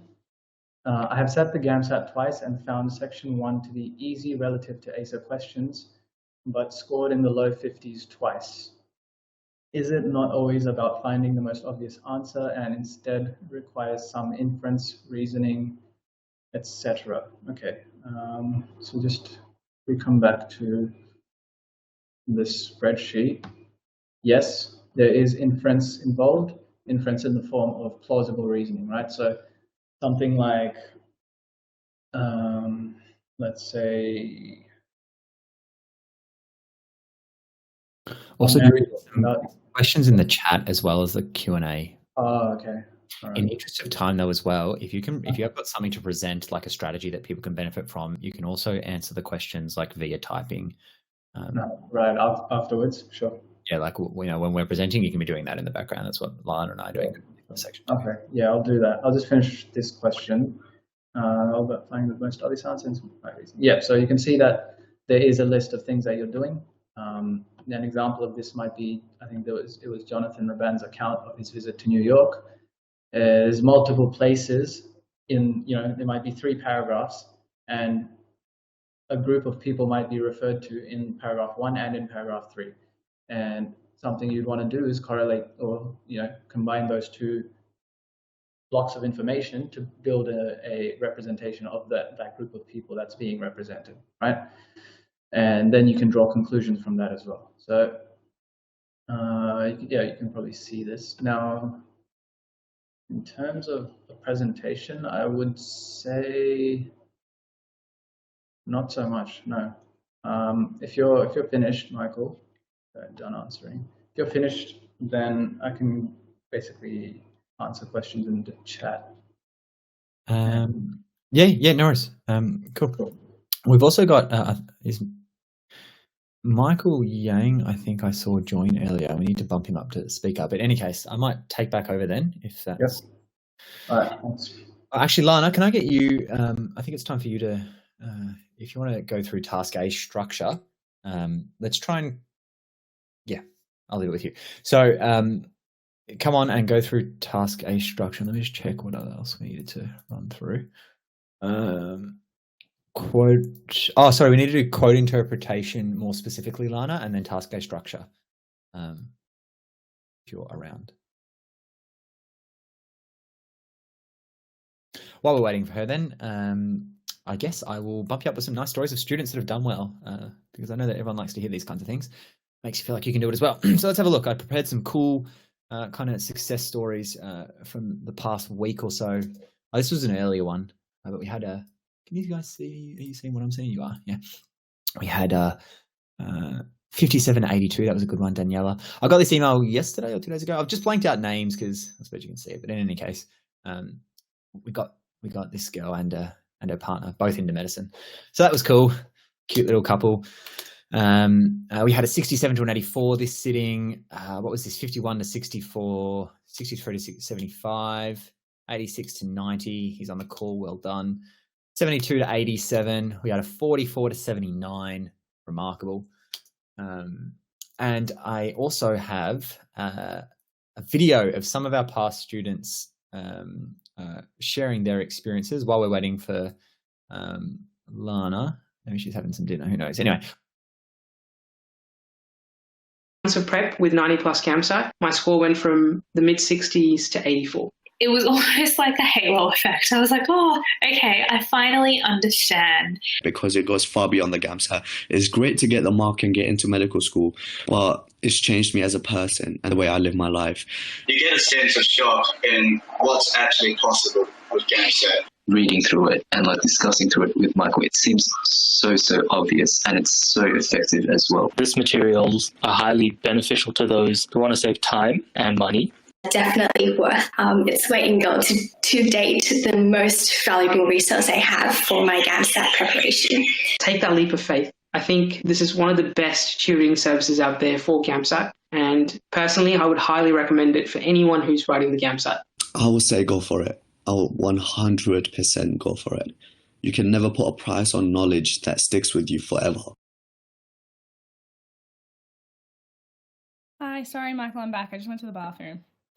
That's right, mate. All good. So I was saying, if you want, we need to go through quote interpretation. We did talk about coming up with contention, so maybe we'll go through the structure of quote interpretation. If you guys have any particular quote sets or anything you've struggled with in the past for me and Lana to discuss, feel free to post them in the chat. We're happy to put them up and show you how we would dissect it. And then Lana, if you're okay with it, we'll get you to run through task A structure. Yeah. Additionally, someone did post a comment about asking if we could do a syllogism with a GAMSAT prompt. So maybe at the end we can just quickly put that in as well. So why don't you guys put up a set that you've struggled with? Lana and I can go back and forth about, well, maybe Lana can tell you the structure of how to go about it, and we'll then chat together and show you kind of how we pull out. Actually, that said though, request that it's either a 90 plus or an ACER. I suppose 90 plus is cheating, but an ACER set. Reason being is phrases grad ready sets, there's sometimes nothing underneath them. Whereas the 90 plus ones and the ACER ones are deliberately constructed. They are always directed at some social attitude or issue, and there's always something to discover underneath. So if you can pull up any ACER set, either from the online quote, the online test, if you've done that, they're more rare ones, or from any of the practice papers, or if you've got the 90 plus GAMSAT sets, and then we will show you how to go about interpreting quotes, because I mentioned earlier that sets the ceiling value of your mark. It's really something that other people typically don't discuss. And then I'll get Lana to blast you through task A. What do we got? Is using too many citations a good idea? You said too many. And I don't know what you mean by citations, so please clarify, Hans. I'll wait a little bit for you guys to throw one at us. If not, I'll just pull up some of the 90 plus stems.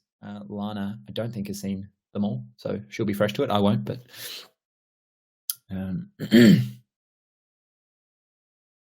all right. There's a bit of delay, so I might. Here we go. It's section 1 to the ACER Purple Book Practice Test 2, question 73. That's a section. I'll leave that to Jareer. All right. So we've got, maybe you guys can pick. I've got cancel culture, technology and AI, journalism, pain, authenticity, other perspectives, and education.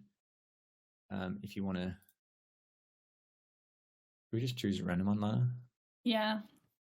I'm going to just share the screen so everyone can see them. Button said pain. All right.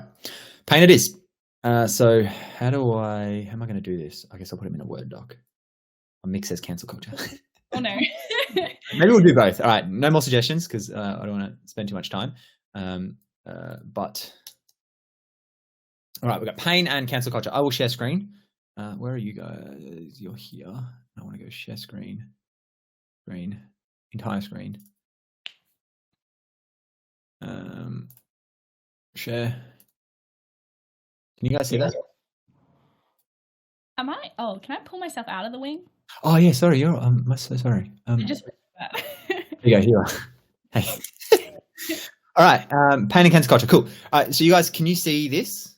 I can't see you, but hopefully you can see this. I can see it, so hopefully they can. Sweet. All right. So let's start. Maybe I'll start with you, Lana, if you want to just give broadly the structure of how to approach quote interpretation or how you do it. Yeah, so I think the first thing to acknowledge is that these quotes are often, intelligent people making statements or opinions on complex ideas that we're observing. So I think it's important to go with a sense of humility in it and really try to understand that they put a lot of time probably into this, whatever they're saying. And that's something you should consider when you're approaching the quote. And then the other thing is that you want to take it. I always read it and try to think about my immediate gut reaction because, like we've kind of mentioned, you want to think about things you genuinely believe. And you also, if someone said any of these prompts to you in real life, in a conversation, what would your immediate reaction be? What would your gut reaction be? And they're kind of the things that you should kind of have a context and consider when you're approaching the quote. So if we take the first one, the way I would approach it was I would just be reading through it. So suffering is the first rule of life, no pain, no gain. Pain is the breaking of the shell that closes your understanding. Suffering is a privilege. Our tears bear witness of the courage to suffer. One thing we tend to believe about pain is that it's wrong. Okay, so when I read through that, the quote that I had the most visceral emotional reaction to was probably number 3. Suffering is a privilege is a very big statement, I suppose, to make. And from this, I suppose the next step is you have to consider the metaphors or the things that are unusual about the quote. And this is a particular one, most people wouldn't put privilege and suffering in a sentence together. But like I mentioned, this person, I don't know who wrote this quote, or if it was an ACER one, maybe it was Michael. But you have to consider that these things have been put together for a reason. And why is that? So suffering is a privilege. What context does the word privilege bring? Is that something that you can break down? And then additionally, our tears bear witness to the courage to suffer. So that's quite a beautiful sentence. So what are the metaphors and specific words in there that have specific connotations to them? So the courage to suffer. So to suffer, you have to be brave. It's something you have to actively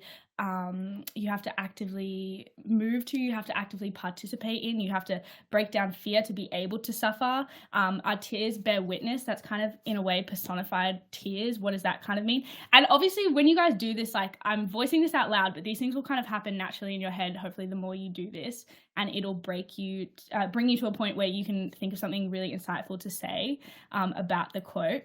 Is there anything you wanted to add to that, Michael, while I'm going through this? Yeah, so oftentimes in my experience, people look at prompts as abstractions on a page, they're words, and it's a sentence, rather than a view held by an actual human alive today. Now, the human might not have been alive today, but I bet you that ACER has picked it because it talks to an attitude or social issue. So Lana's right in saying that some of the clues really, the way we listen to anyone, we pick up clues. We're generally very sensitive to the way that people word things. Let's imagine that you had a loved one, a partner or a sibling come home and maybe they said, I don't know, my boredom bears witness to your lack of, I don't know, fun. That'd be an unusual way of saying that. You'd be like, why would she have said that? Or like another example that might help you get it is, I don't know if you've ever been in that situation where you're interested in someone and you're kind of in that early phase where no one's really revealed their hand yet. And so you're texting and then you're like analyzing every single text, right? And every single word goes under the analysis and under the microscope, right? We kind of want to do it like that. See it as a person saying something, and we're kind of putting our satellites up to be like, why would they use that word? What does the use of these, but like bear witness is a very, it's almost like a military or like a very formal and public and fanfare-ish word to pick. So they reveal something to us about the person that said this. This person, obviously, I mean, it's clear in the saying suffering is privilege, but this person definitely does not, we were talking earlier about postmodernism and feelings. I'm not sure that this person would subscribe to the view of life as and the institutions that create the life around us existing to validate and affirm us. I think this person might believe instead that life is a formative experience that entails some kind of virtue or the cultivation of virtue. Point here is try and understand why particular words were used, what they tell us about the person saying that, and ask yourself, are there any social attitudes or issues being gestured at by the provision of this quote? In particular, if you think you've got one, check the other prompts. So for example, here, these are all different perspectives. They're all like faces of a diamond. They're all part of the diamond. Now, some people will go, oh, the diamond's suffering. What have I got to say about suffering? That's missing the point though. None of these prompts say suffering. They all are about suffering, and they're different faces looking inward at the same thing. You want to understand and deal with the perspective itself and the nuances of the perspective itself. So it follows from this person saying that suffering is a privilege, but there's some virtue to be cultivated through suffering. And we know that by courage. Courage is a virtue. And then here, so again, that pain and suffering has some telos. So this is, I suppose, that by telos I mean purpose. This person's saying here that suffering, there's virtue behind suffering, but this person is saying that it technically does something, that pain. Give me a moment to think.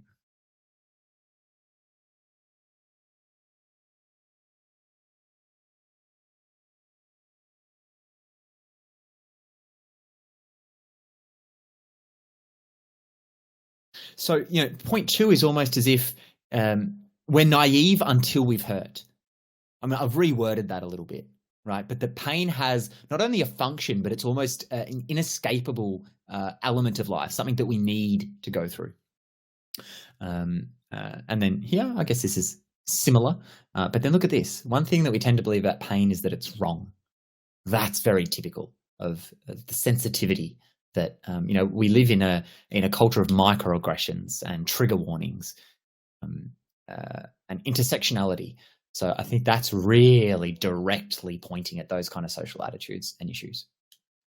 If you want a more formalized structure, let me just quickly stop sharing and I'll put it in the chat. There's a series of questions that you might like to ask yourself.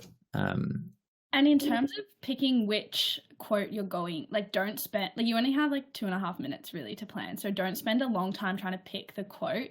You should really decide that within 20 seconds. If there's a quote you read and you absolutely have no idea, don't try to dissect it or figure it out. Just move on from it.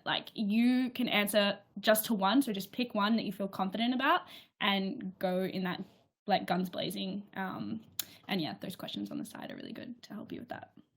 Okay. And also just touching earlier back on what we said, I think I said this more informally to someone who would ask a question earlier. I can't be effective in speaking to someone unless you understand what they've said. You need to genuinely try and understand, why did that person say that? Why did they use that word? Let's say, for example, they said the machine of government, and then they said something negative about government. The word machine didn't need to be there. Bit of an unusual word to use. It's a metaphor, right? So what does machine tell us? Well, it's saying it's unforgiving, it's hard, it's inhumane, it's metallic, it's automatic. So you look at the words and just try and really deeply trying to understand where that person's coming from, why they've said it, in what context or social attitude or issue are they talking about, and then your response is respond to that, the nuances of your understanding of where they're coming from. I hope that helps. Cancel culture. Let's have a go at this. Lana, jump in, and I'll also, if you think of something before me, risk to shutting down. So I guess for this first one, you need to understand what risks. If someone said that to you at a bus stop, or if your professor or someone you really respected said that to you, surely the next question is, what risks? What are they? And then it's, that should form part of your contention. So some of the risks to shutting down opinions is that we lose an opportunity to learn from others who are different from us. It promotes an ideological orthodoxy. We lose emotional intelligence when we can't contend. We ground ourselves or entrench ourselves further in our own worldviews, which can blind us.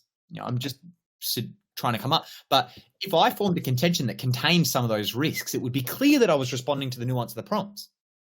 If I just wrote about cancel culture, I'd have missed that point entirely. Must push back and push back. I feel like I'm lecturing a little. Sorry, I'm just replying to something. No, you're fine. I might. We have a 2-hour session limit. That's unfortunate. I think they charge me like $150 a month. You think they could? Anyway. So we've got 9 minutes. That's not a vibe at all.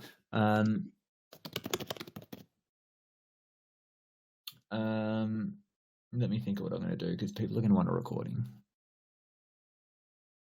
I'll tell you what, Michael Yang, are you around? Let me search, because he's for section 3. We might get him on, and then in the background, I'm going to see if I can create another event for you guys to join. I'm a co-host before, so hopefully... he's a co-host. Michael, if you're around, do you want to jump on and have a word on section 3? And in the background, I'll see if I can administrate creating a follow-up event to this one that you guys can register in and jump on. And that leaves what we have to go is we were going to go. Oh, here he is. Hey, mate. We're going to go through type B structure and psychometrics. And then that's it. We might finish up and then just Q&A. And then perhaps if you guys like the section 1 and 3, we can do another webinar on section 1 and 3. But anyway, here's Michael. Michael scored 97. You don't need to do the GAMSAT again. Yeah. 97 in the GAMSAT. Like Jareer, the reason I brought him to you today is he's one of the rare tutors that knows exactly how we did it. He has a methodical, systematic, structured approach about answering. Oftentimes we see, here's a question, here's the work solution, and that's great for that question. But how do I go about other questions like this? And that's where Michael really shines. So like Jareer, he's currently developing an online course, and hopefully we'll be able to get that to you soon. But I'll hand over to you, Michael. Let's maybe keep it to, there's 8 minutes left on this recording, and I'm going to try and make another link now. And if this does cut off, please just head to Crowdcast. I think it's, how am I going to do this? I'll put the link in. Please head to this link. There it is. And I'll also put it at the bottom of the screen. And there should be another link. Click into this link again, and it should be able to go here next. All right, create and show. All right, I'll hand over to you. Thanks, Michael. And sorry for limiting the time. You can start off on the next one. Oh, that's okay. That's okay. I just had a look at a lot of the questions, and it looks like there are a lot of questions regarding which resources to use. Some people are saying that recently in the GAMSAT, the question styles and the length, types of questions are very different or have changed a lot. And current ACER papers and decennial papers aren't really very indicative of the actual exam. Now, to that, I do agree to a certain extent. GAMSAT, especially section 3, has been changing, not even just recently, but in the past 3 or 4 years. They've been changing. I remember they had that big shift from before, when they required a lot of background knowledge. Now they've shifted and less reliant on background knowledge. And now they've shifted more towards reasoning. They want to see who's able to critically analyze and interpret, be able to distinguish between necessary information and unnecessary information. And reasoning becomes probably the most important skill I believe, even more important than background knowledge in the sciences. Now, reasoning is one of the things that I tend to focus on a lot, and actually probably is my only focus in my lessons, in my group lessons as well as individual lessons. But I just want to talk about one thing about the use of resources. So when I did my preparation, I've done the GAMSAT a lot. I've done it last year, I've done it the year before, and I've done it many times to see how the questions are, and also just to test myself as well. But the way I use the resources, especially ACER papers, is yes, although I've done it multiple times, and although I've, answered questions from students, and therefore some questions I might just already know the answer. The way I recommend you guys to prepare is not just solving the question, checking the answer, and maybe just seeing how the answer, how that might be the answer by going through the STEM once. Is I think I've replied to Clement here in the question, but you really want to ask yourself questions. Where is it? So yeah, you want to ask yourself certain questions. You want to ask yourself every time you do anything. So whether it's you read something, or whether it's you find information or use information, you calculate something, whether you interpret it a certain way, whatever step you do, whatever thing you do throughout that process from this question, from the start of the STEM to the answer, you want to keep it justified. Justification is something I really emphasize on. What I mean by justification is making sure you always have a reason, have a justification for why you do certain things. So there are a few questions I ask. I always ask, why did I do that? Every step or every thought, every decision that I make, I always ask, why did I do that? And if I cannot answer that, if I don't know why I did it, then that means I've just jumped in knowing nothing. I've just had a go based on gut feeling or just made an assumption, which is something I want to avoid. Next thing I ask is, what did I get out of that?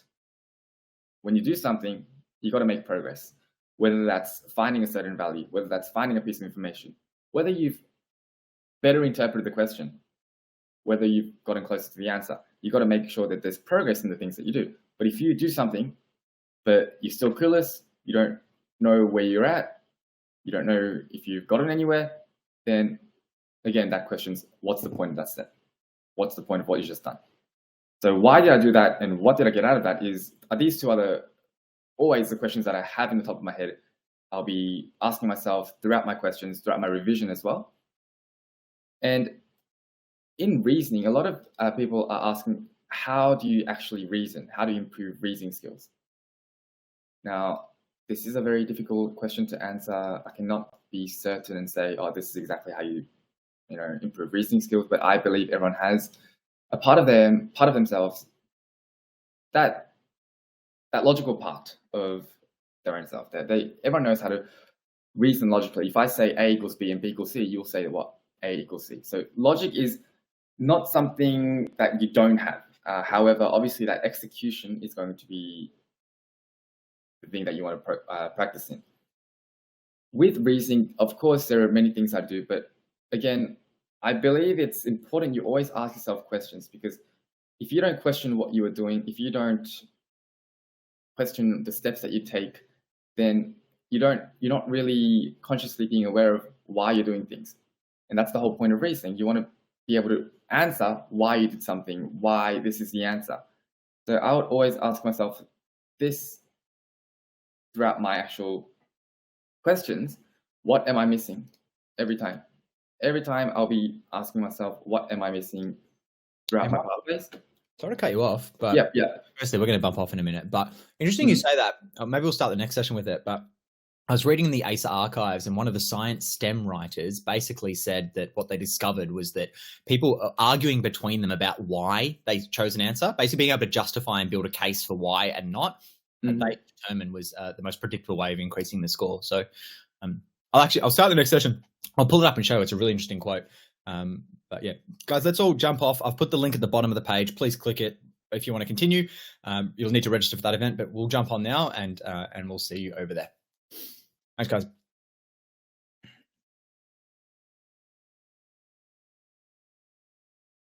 Hello, everyone. I'm sorry about the muck around. That's a me problem.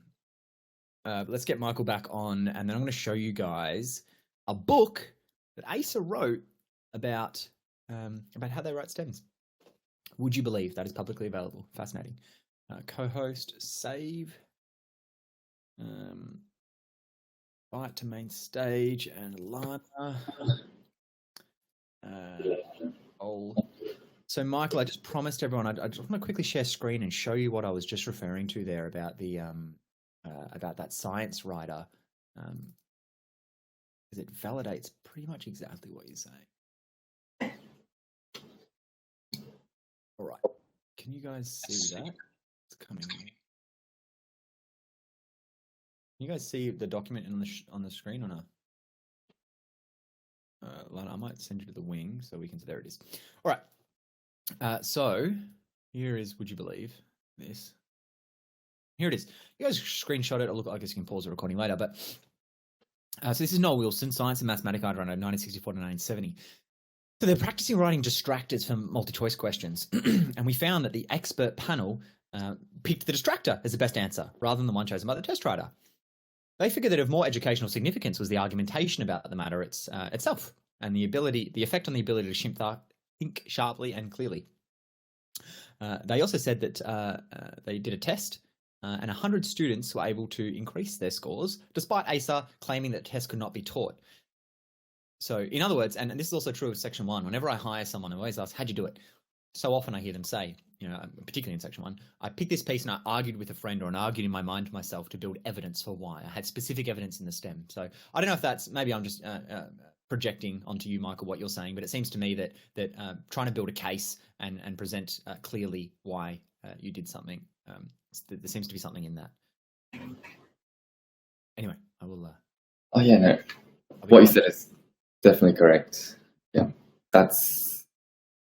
Yeah, that whole aim to always reason, to look for evidence, to justify every step, everything you do, basically, was the key to my, GAMSAT.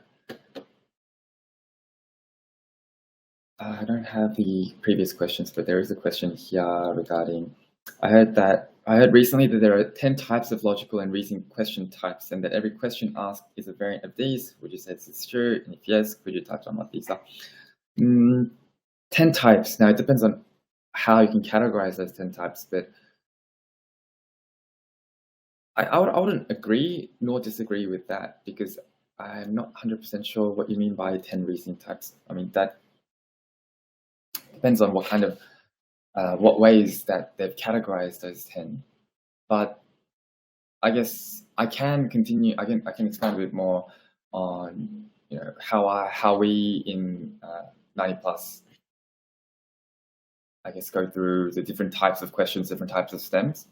Yeah, Michael, if you could just, you remember that video we did, or maybe if you just go through like, what is the actual system? So if you've got like an example question, here's step 1, here's step 2, here's step 3, just to give them a taste of how they might like to go about stems in the future. And then as questions build up, perhaps you can answer them in the chat later. Okay. Yeah. Yes. Then I will bring something up. Yeah.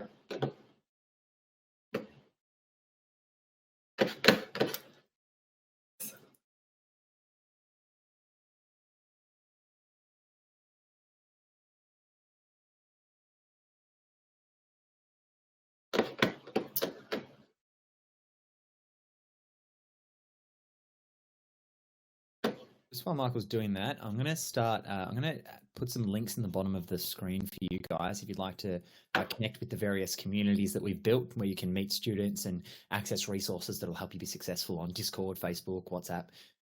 And then I'll put a link there where if you could click it and leave us 5 stars if you feel that this session has been useful. It just gives us all good vibes. It helps us continue to have the energy to run things like this. I'll also put that link at the bottom. I'm going to send us some love. But Michael, back over to you. Thanks, mate. Is the screen sharing, by the way? I can see it, yep. I can see it? Okay, perfect. So this is actually one of the first things that I go through. Now, first of all, I do want to emphasize this. What I'm trying to teach is not a foolproof blueprint, which you just merely copy and you just magically get a good score. I've had previous students who kind of come into my lessons and they become too reliant on the fact that, if I just copy what he did, I'm just going to get a 90, or I'm just going to get a 90 plus. That is not true. Now, I'm not saying you won't, but to be able to improve, it's not about merely just copying, all right, I've got to do step 1, step 2, step 3, step 4, just like how Michael did. You really have to understand, all right, why did I choose the steps? And that's why in the recent sittings, I've been emphasizing a lot on not just merely giving out this, 4-step approach, but really digging into every step. Why are we doing that? How are we doing that? For what reason? What's our aim? So to kind of roughly go around, a lot of students will talk about, oh, do we read the STEM first? How thoroughly do we read the STEM? But then I question myself, all right, why am I reading the STEM at the start? What am I supposed to do at the start? Well, first of all, I don't even know my question. I don't even know what I'm supposed to find. So how should I approach the STEM at the very start to actually benefit without wasting too much time? So what I did was I decided to not just skim, because merely just skimming of the STEM, I feel like you have no purpose. You're just kind of reading through or kind of eyeing through without any purpose. Rather than that, I decided to dissect the STEM up. Dissecting the STEM up means, yes, you are skimming, but you're skimming with purpose. You're trying to categorize what information you have and where your information are. So you got to understand that the GAMSAT Section 3 STEMs aren't just random pieces of information all puzzled up together. They're very structured. They're often similar to, they're like passages from academic journals or research papers or, science reports. They're very structured, and therefore it is quite easy. I wouldn't say easy, but it is very possible to categorize information into, all right, in this part here, they give us background knowledge. Here they give us a graph relating variable X and Y, and let's say Z. Here they give us a formula relating the variables A, B, and C. It is very easy to dissect that up. Now, the reason why I dissect that up is because, as I said, you don't want to waste too much time, but you want to know what information you have and where they are. So then later on, after you read the question and you interpret the question, you know your answer, you know what you need for your answer, and therefore you know what information you need. It's much easier to find the information from the STEM rather than having to go back to the very start of the STEM and read through the entire thing again. So before I used to say, you know what, it's up to you whether you want to read the STEM at the start or not. But now I'm pretty firm in, all right, do not read the STEM at the very start. Like, do not read it from the very start to the end thoroughly, because there is no guarantee, unless you're photographing memory, there's no guarantee that you're going to be remembering every single information from there off by heart from one read. Now, question interpretation. Now, this step, of course, there are different types of questions, and actually in the second lesson we go through, all right, what types of questions are there and how should we interpret the different types of questions. But the most common types of questions are the calculation types and the which of the following types. And those two are what I focus on. Now, here I focused on the calculation types, because calculation types, what we're able to see that there's a pattern in the way they give the questions. They'll give you information. First of all, the most important information is going to be, what is your answer? What do you need to find? Is it a force value? Is it a concentration? Is it a chemical formula? What is the answer that you need to find? And that's most important for you to identify, because if you don't identify that, then you have no endpoint, you have no destination. You don't even know what you need to get to.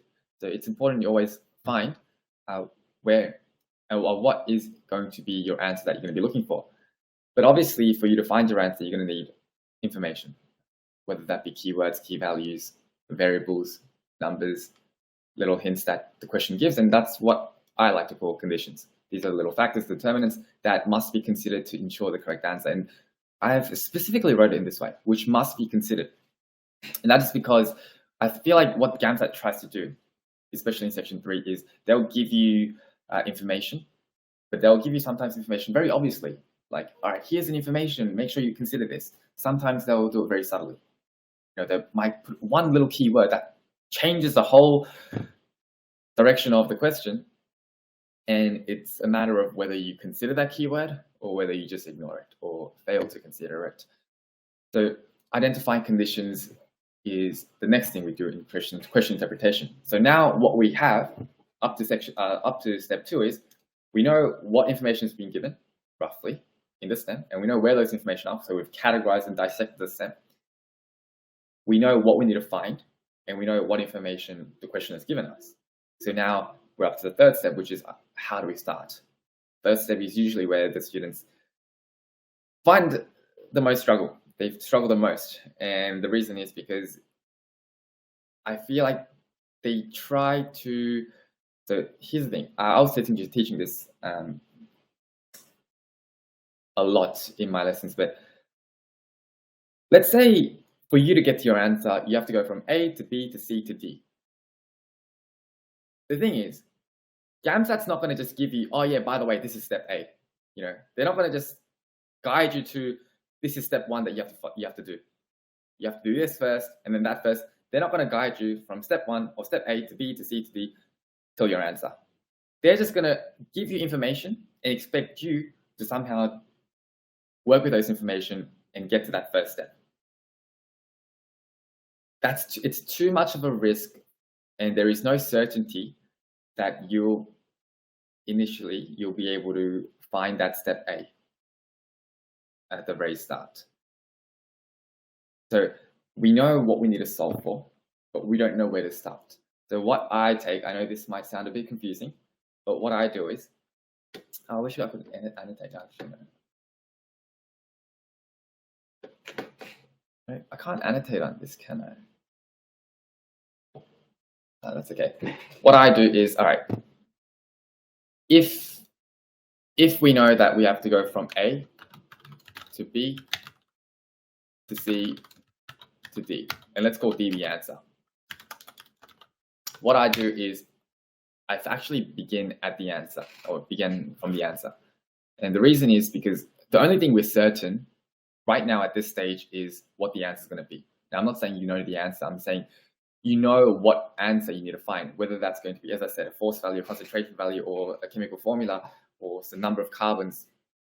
You know what you need to solve for. So let me zoom back in. The way I do it is my focus is first on the answer. So what are they looking for? And I'm going to be looking around the SEM for similar values or units or variables to my answer. So where might I possibly find my answer? So it's like, if I'm looking for a concentration value, there's no point of looking, in the SEM that has a text of a bunch of background knowledge, or there's no point looking at a diagram with other irrelevant information. I'm going to be looking specifically at, all right, where can I find my concentration? Where do I have values of concentration? But obviously, it's not going to be a one-step thing where you just find an answer and just put it into the multiple choice. You look around that part of the STEM. All right, so my answer is going to be somewhere around here in the STEM. I know the question's given me these conditions 1, 2, 3. I need to make sure I use my conditions 1, 2, 3. So I somehow incorporate them into my methodology. So I look from or around that part of the STEM that has my answer. I look around, all right, where can I find any relevant values or variables information to my question? My question being, to the conditions. So you're actually trying to, before we know, like let's say the question steps was from A to B to C to D, we're actually trying to look from D to C. That might be the first relevant information, and you go, all right, then how am I going to find C? Look around again. Oh, it looks like we need B. How do I find B? It looks like we need A. So you're kind of going backwards. You're kind of working your way backwards to see, all right, which steps do I need to take? And the reason why we do this again is because as long as this process is reasoned, because you know for certain, for sure, that you need to get to D, that's going to be your answer destination, you don't risk going in the wrong direction. You don't risk getting misled. Because if you directly just try to solve in this way, A to D, you don't know what A is going to be. They're not going to tell you for sure, oh yeah, this is step A. So this is how I do my step 3. Now, is this step 3 going to be possible for every single question type, every single question? No, but specifically, majority of the questions that require, and majority of the questions do require multiple steps, by the way, and they do require you to find an intermediate answer. I do recommend this method. And the last step is reasoning, and this reasoning is what we practice in our lessons through, a variety of STEM types, a variety of, question types as well. But let me get some. Yeah, this is actually what I want to share before I finish off. In my lessons, the three things we focus on is accuracy, efficiency, and justification. Accuracy, obviously, we want the correct answer, but we want to make sure we are very precise in our decisions, that everything we do is accurate, that we're not just doing things for the sake of doing it, or we're not just, kind of jumping to conclusions. And for you to be accurate, you've got to be justified. And if you're justified, if you're reasoned, then you're going to reduce, time wasted on unnecessary steps or getting misled, and as a result, you're going to be a lot more efficient. But yeah, that would be all I have to share for today.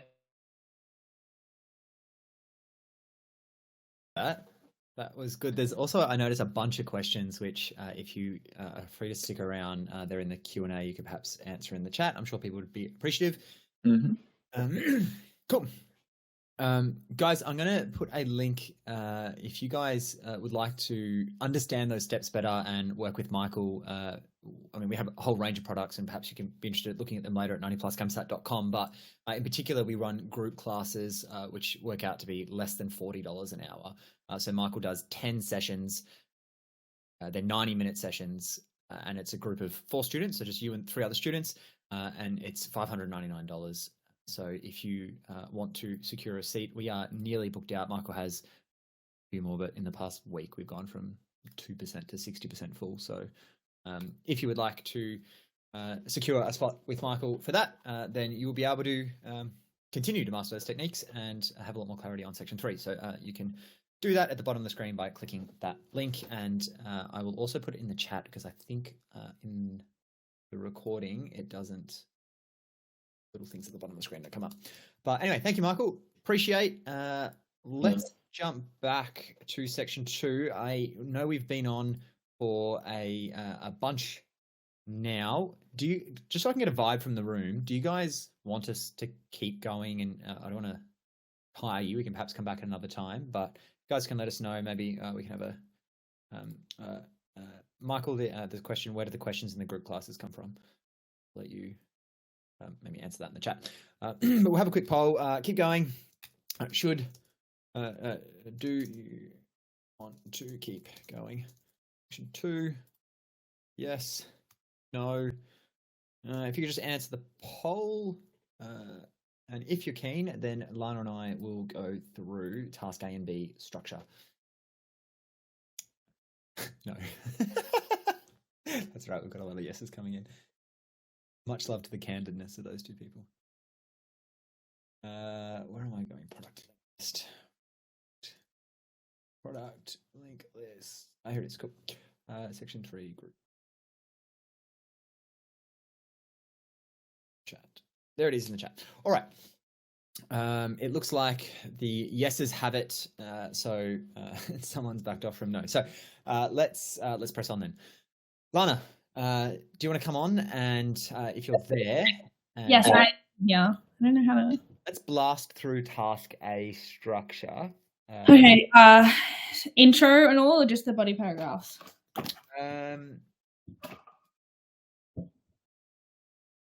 Let's just quickly go through intro, and we'll leave it to questions in case people are curious or struggling. There's someone that wanted to. No, all good. Yeah. Okay. Cool. So task A structure. So we're going to build off what we made, like, so in terms of our syllogism. Let me share my screen so I can type stuff out so you guys can follow it better. I think it's this one. Yeah, perfect. Okay, so task A structure. So we're going to build off our syllogism. So like we said, topic sentence 1 will be our premise 1. Topic sentence 2 is premise 2.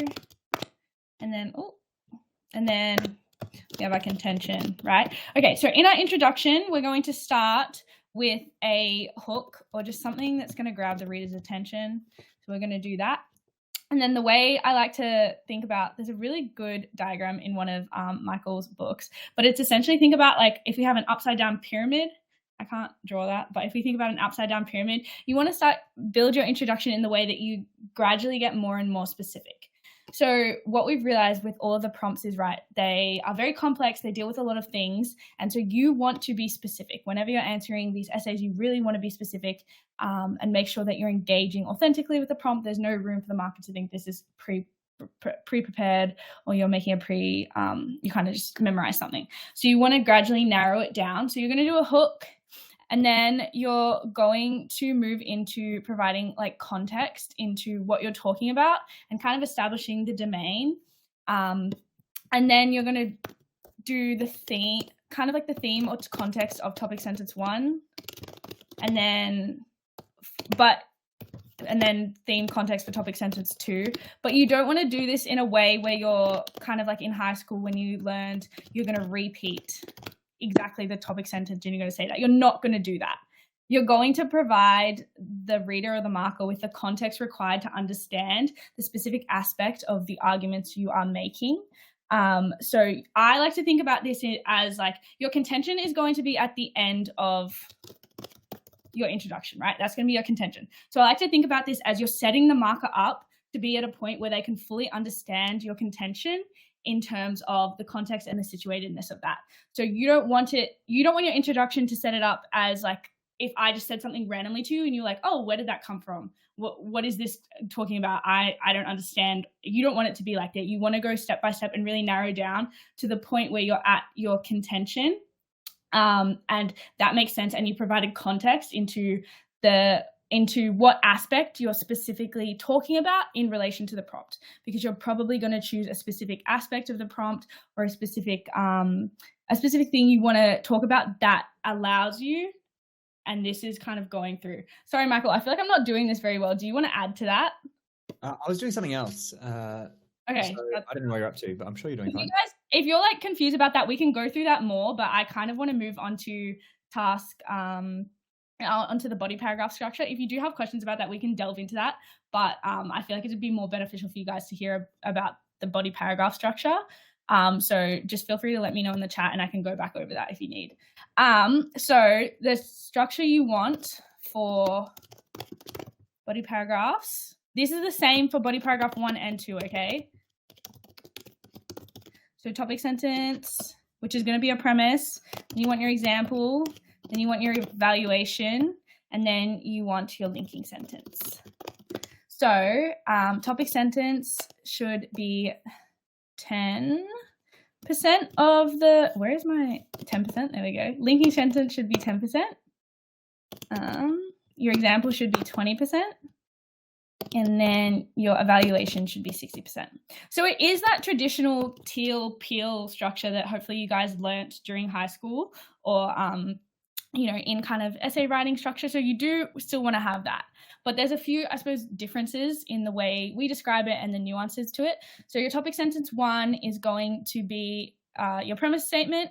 And in your topic sentence, in order to have enough to talk about, to like actually make an essay and make something that is readable for the markers, you are probably going to have some type of ambiguity or something in there, some abstract nouns, something in there that is going to add some depth and some meat to whatever you want to say.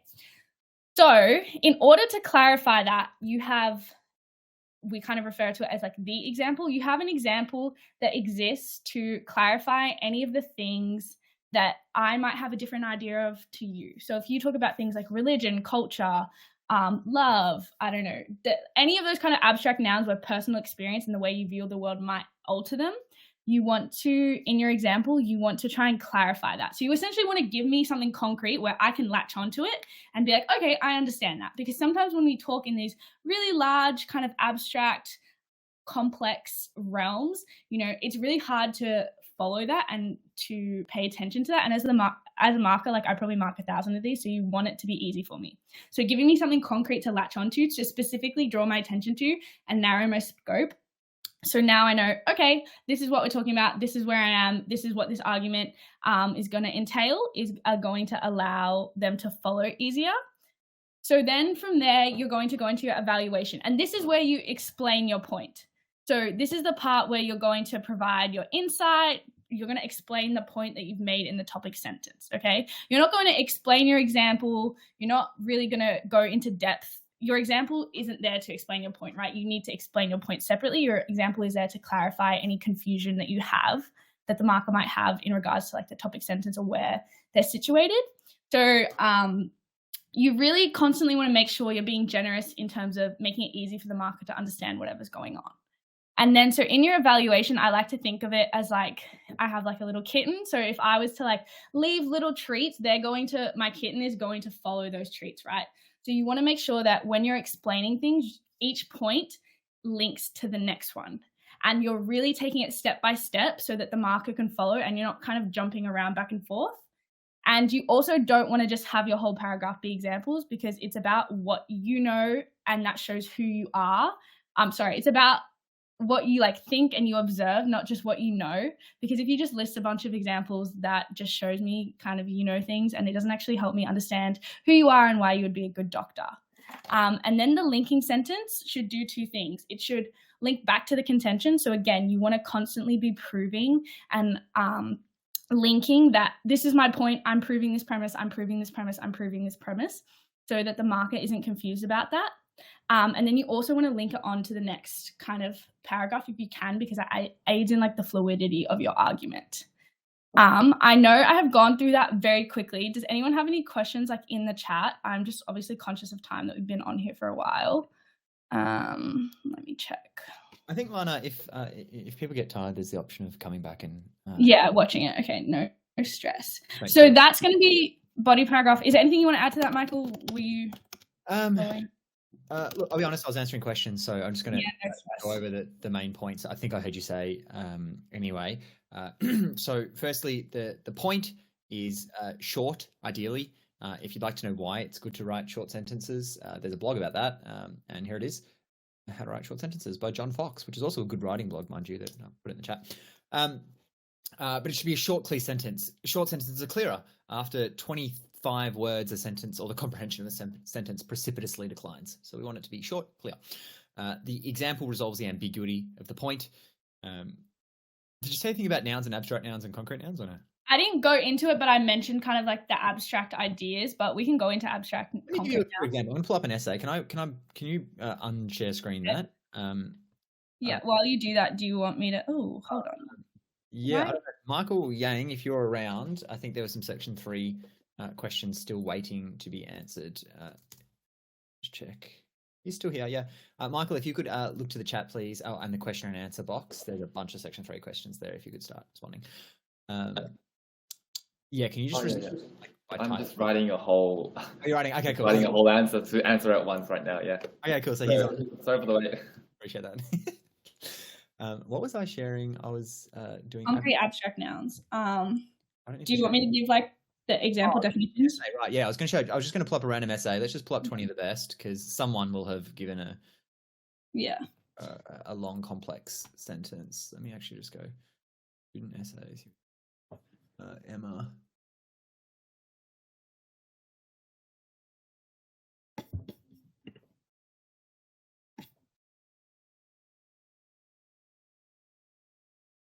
Can you pull up an essay actually, Lana? Just Yeah.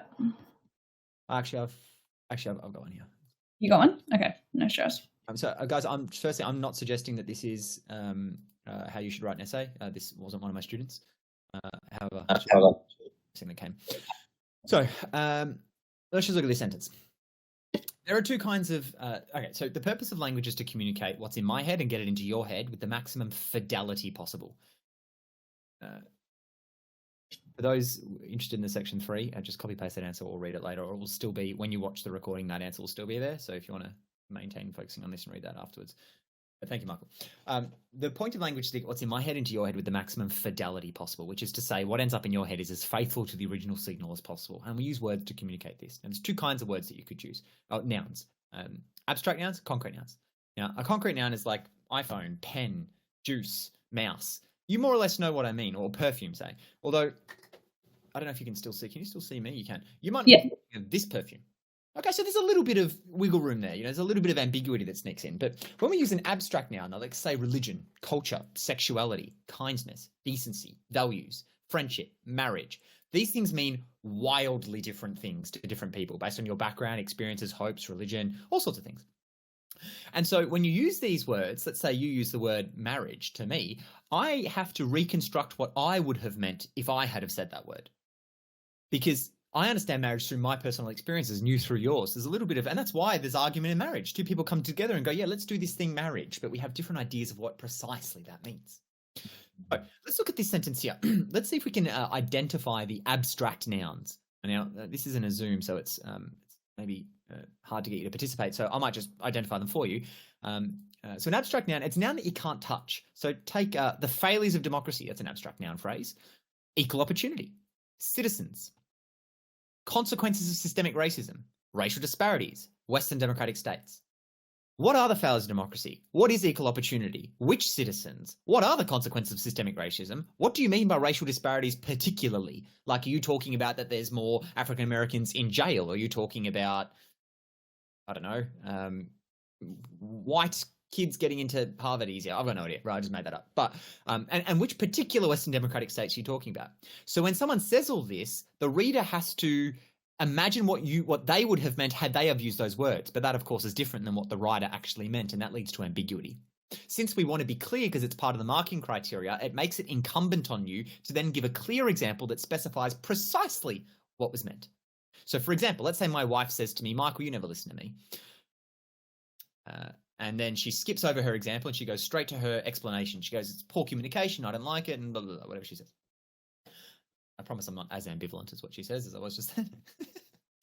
Or I'd be in trouble. Anyway, so I understand that she's frustrated, but I don't know particularly what I've done. Let's now put the example in. Michael, you never listen to me. Whenever we go to talk about our relationship, you walk away and play video games. Poor communication, I don't like it. Now I'm like, Call of Duty. Now I know exactly what's wrong.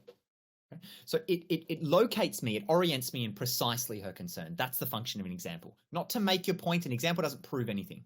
If I said my ex-wife cheated, therefore women are cheaters, the logical flaw there is it's one woman, not all women. Similarly, when you give one example or three examples, that doesn't say anything about all the examples. So the example doesn't exist to prove your point. It's just to help resolve the ambiguity of the topic sentence.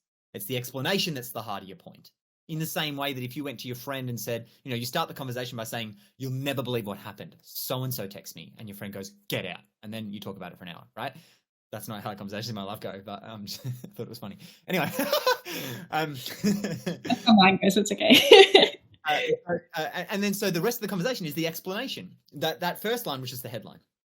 Okay, so that was just what I wanted to say. Oh, and also the last thing was, when you give explanations, I don't know anything about you except that you know facts. Students do that to hide actually having to have their own voice. Rather, what you want to do, rather than remembering examples, is to find insights. Now, this goes back to ideas in the ideas bank and the mind map we discussed earlier.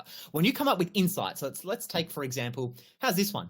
Capitalism engages a full pedagogical, which means educational, machinery to manufacture us into the kind of political subjects and moral bodies that can thrive within capitalism. Because it is not normal to thrive within capitalism. We need to be remade to value the kinds of things that for all of human history were vices. For example, spending too much or self-indulgence. Now, you might go, well, that's really fancy, Mikey. Thank you, Michael. And that's fine. I didn't come up with it. I just remembered that from someone else. I heard them say that and go, yeah, hey, that's a good point.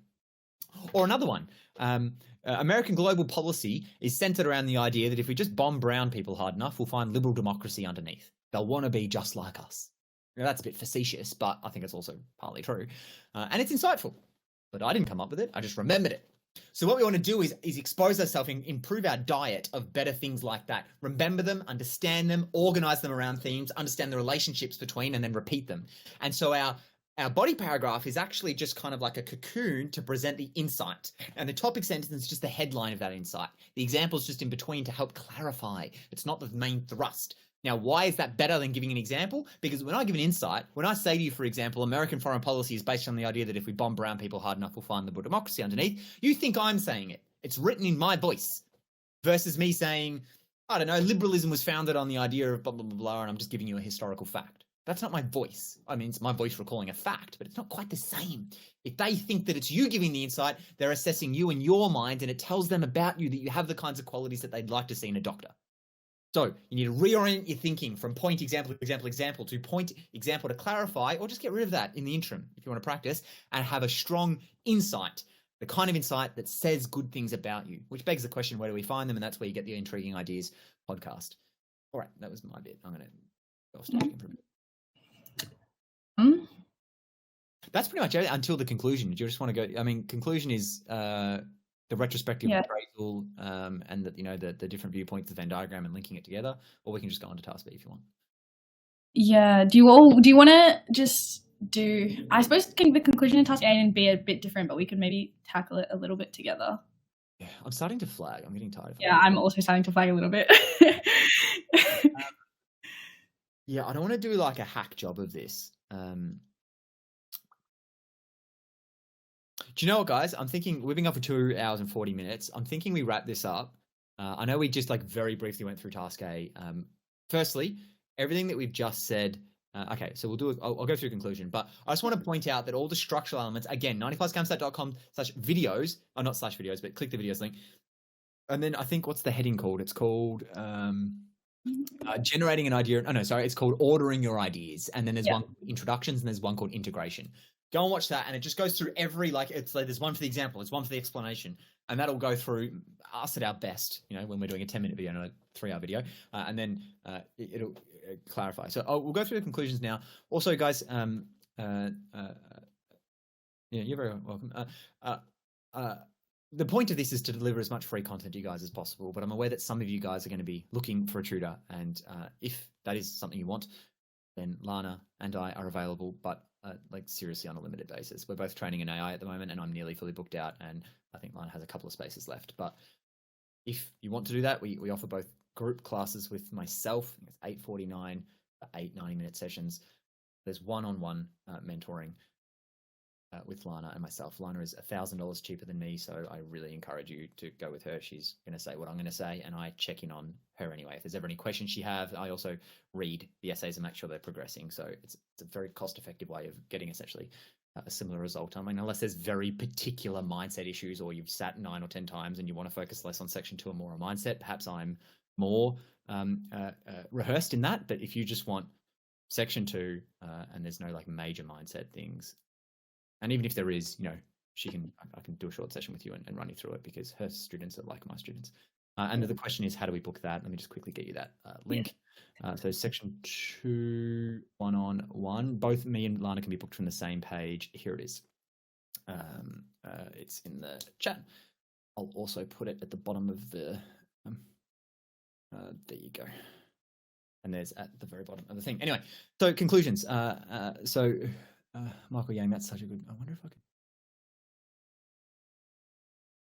Yeah, can you pin comment Michael's thing so I can just read it later, and maybe we can post it in the group? I think a lot of people. Yeah, 100%. We can post a link. Booking with him as well. LD, vote, we do conclusions. All right, I'm just going to run through it quickly. So I'm just going to summarize, because I know we kind of did it scattered. I'm going to summarize. So first we have a point. How do we identify a point? Our point is our position. It's what it looks like from where we're standing. It's our opinion. Why do we choose our opinion? Because we have reasons for thinking the thing we think. If we choose a contention we think is really fancy, now we're in a pickle, because we've got to come up with reasons for thinking the thing that we don't actually think. And then you're going to be in more of a pickle when you get to your body paragraph, because now you've got to come up with an insight about the thing that you don't think about the thing that you don't think. Easier is to go with what you actually think, and then you already have reasons for thinking that thing. You just identify what they are and put them in either a coherent argument or a syllogism. Now, the thesis, the main point you have, that's the last line of your introduction. That's your contention. The 2 points that you had, either coherent or sound, become topic sentence 1 and topic sentence 2. The introduction exists to scaffold your point, to locate it in a context. If I came to you in the middle of the street and said, I don't know, liberalism is a more successful economic ideology than is communism. You'd be like, oh, that's a bit random. But if I gave you a context for it and then presented it, it makes more sense, right? So the idea with the introduction is to start wide, so we acknowledge the scope of the theme. Now, remember, we don't respond to the theme, we respond to the prompt, but we're aware that it's part of a theme, and we start with the theme because the theme is in the broader sense, it's the broadest thing you could say about something. But you can't, let's say the theme's democracy. You can't deal with all of democracy in one essay. Too many words, right? We need to narrow it down, the outcomes of democracy. And that's a much smaller subset of everything that I could possibly say on democracy. And we can narrow that down. And then our contention rests in that. So it's like a babushka doll. You guys know what a babushka doll looks like? I mean, a babushka doll. It's like one of these Russian dolls. Let me share my screen, and you'll understand what I mean. Is that sharing? Yep, you're sharing. Oh, they're just the best. Right? So it's like, here's your contention wrapped up in this, or let's say democracy, the outcomes of democracy, people's impressions of the outcome of democracy, my contention. This is a subset of this, is a subset, this is a subset of this. This is where we start, and this is where we end. It's like an arrow. It funnels down. Okay? All right. That's your introduction. So we end the introduction with a contention. Now, topic sentence 1 will contain some abstract language, probably. If it doesn't, then you're going to have nothing to write in that paragraph. Imagine I had a girl, and she wrote a syllogism. It was a couple of sittings ago. And a syllogism, her point was women should have equal rights to men. And her topic sentence 1 is humans have rights. And her topic sentence 2 was women are humans. And therefore, women should have rights. Now, that's a great syllogism. But what are you going to say in body paragraph 2? Women are humans. End of story. Right? So if your topic sentence is concrete, there's nothing to say. Right? It needs to entail something abstract in order you to bite off enough to chew. And if it does have abstract language, as we said, we need to clarify what we mean, and we use an example to do that. Something that grounds what we're saying in a tangible reality, independent of either of our minds, out there in the real that we can point to. Someone wants to come on stage. What is that? Can you do with that, Lana? It is? Yeah, I don't even know how to, but yes. Can you see that in the top right? Does that come up for you? Yeah, it just disappeared though.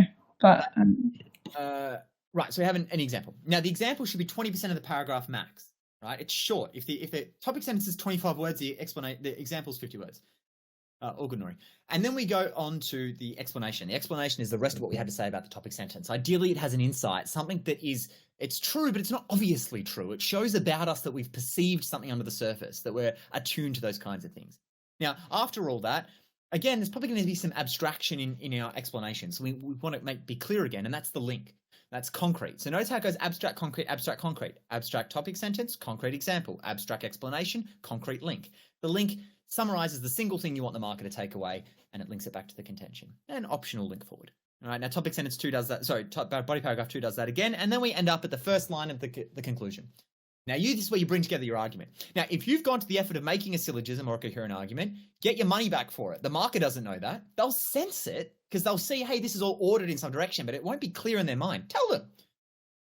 If apples taste better than bananas and apples look better than bananas, or actually, how about this? If apples taste better than bananas and the better tasting fruit is the better fruit, it follows that apples are better than bananas. Right? Now, if you've done that, it's kind of a bit mic droppy. So we want to then retrospectively appraise the limitations of the argument. That's where we go, look, now, I'm aware. Firstly, taste is subjective, of course. And there are many criterion upon which you could judge the goodness of a piece of fruit. So I'm showing that, look, this is my position, but I'm not ignorant to that other people have different positions. It's not a rebuttal. It's just an awareness of the scope of various arguments on the matter, right? Now, after doing that, here's my view. I appreciate other views exist.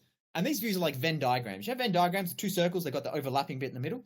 We look for the overlapping bit. In spite of our differences, where are we united? We're interested, and this is where this example kind of falls apart, but we're interested in, I don't know, fruit, or evaluating fruit correctly, right? So you try and unite people along a line that brings us together along our common interest, right? And that's kind of some recommendation for change that we can kind of all get on board. And then ideally, if you can finish on a quote, the kind of quote that lingers, like, Sylvia Plath, I'll listen to the bray of my heart, I am. Or Joseph Campbell, and life is pain, and life is suffering, and life is horror, but by God, I'm alive, and it's spectacular. Right? These people are masters with language, and if you want to know where to find quotes like that, you could Google Times top 100 books of all time, and then Google quotes from those books and make a list. And then you end on that, because it'll make them feel something just before they pick up the pen to mark you. That's how we finish the conclusions. We haven't had time to go through Task B, but guys, you've been great. I love you all. I'm just going to actually quickly, they're all section 3. Do you want, should we screenshot these? I think Michael's actually answered them all in that thing. In that one. Okay, cool. Anyway, if not, in the section 2 sorted group, we can always do more of these sessions. And we hope to see you guys either around in another session or in class. Again, if it's all the same to you, we would super appreciate a review on Google. I did a session once and we got 30 reviews, and it made me feel so happy that I did so many more sessions after that. So, and I'll just plug as well the Facebook group. Obviously you guys all turned up. I don't know, there's however many people now, but however many, post essays. Like, don't be afraid. I'll be giving feedback once you have to give feedback to 3 other people in the group to get feedback from me as well.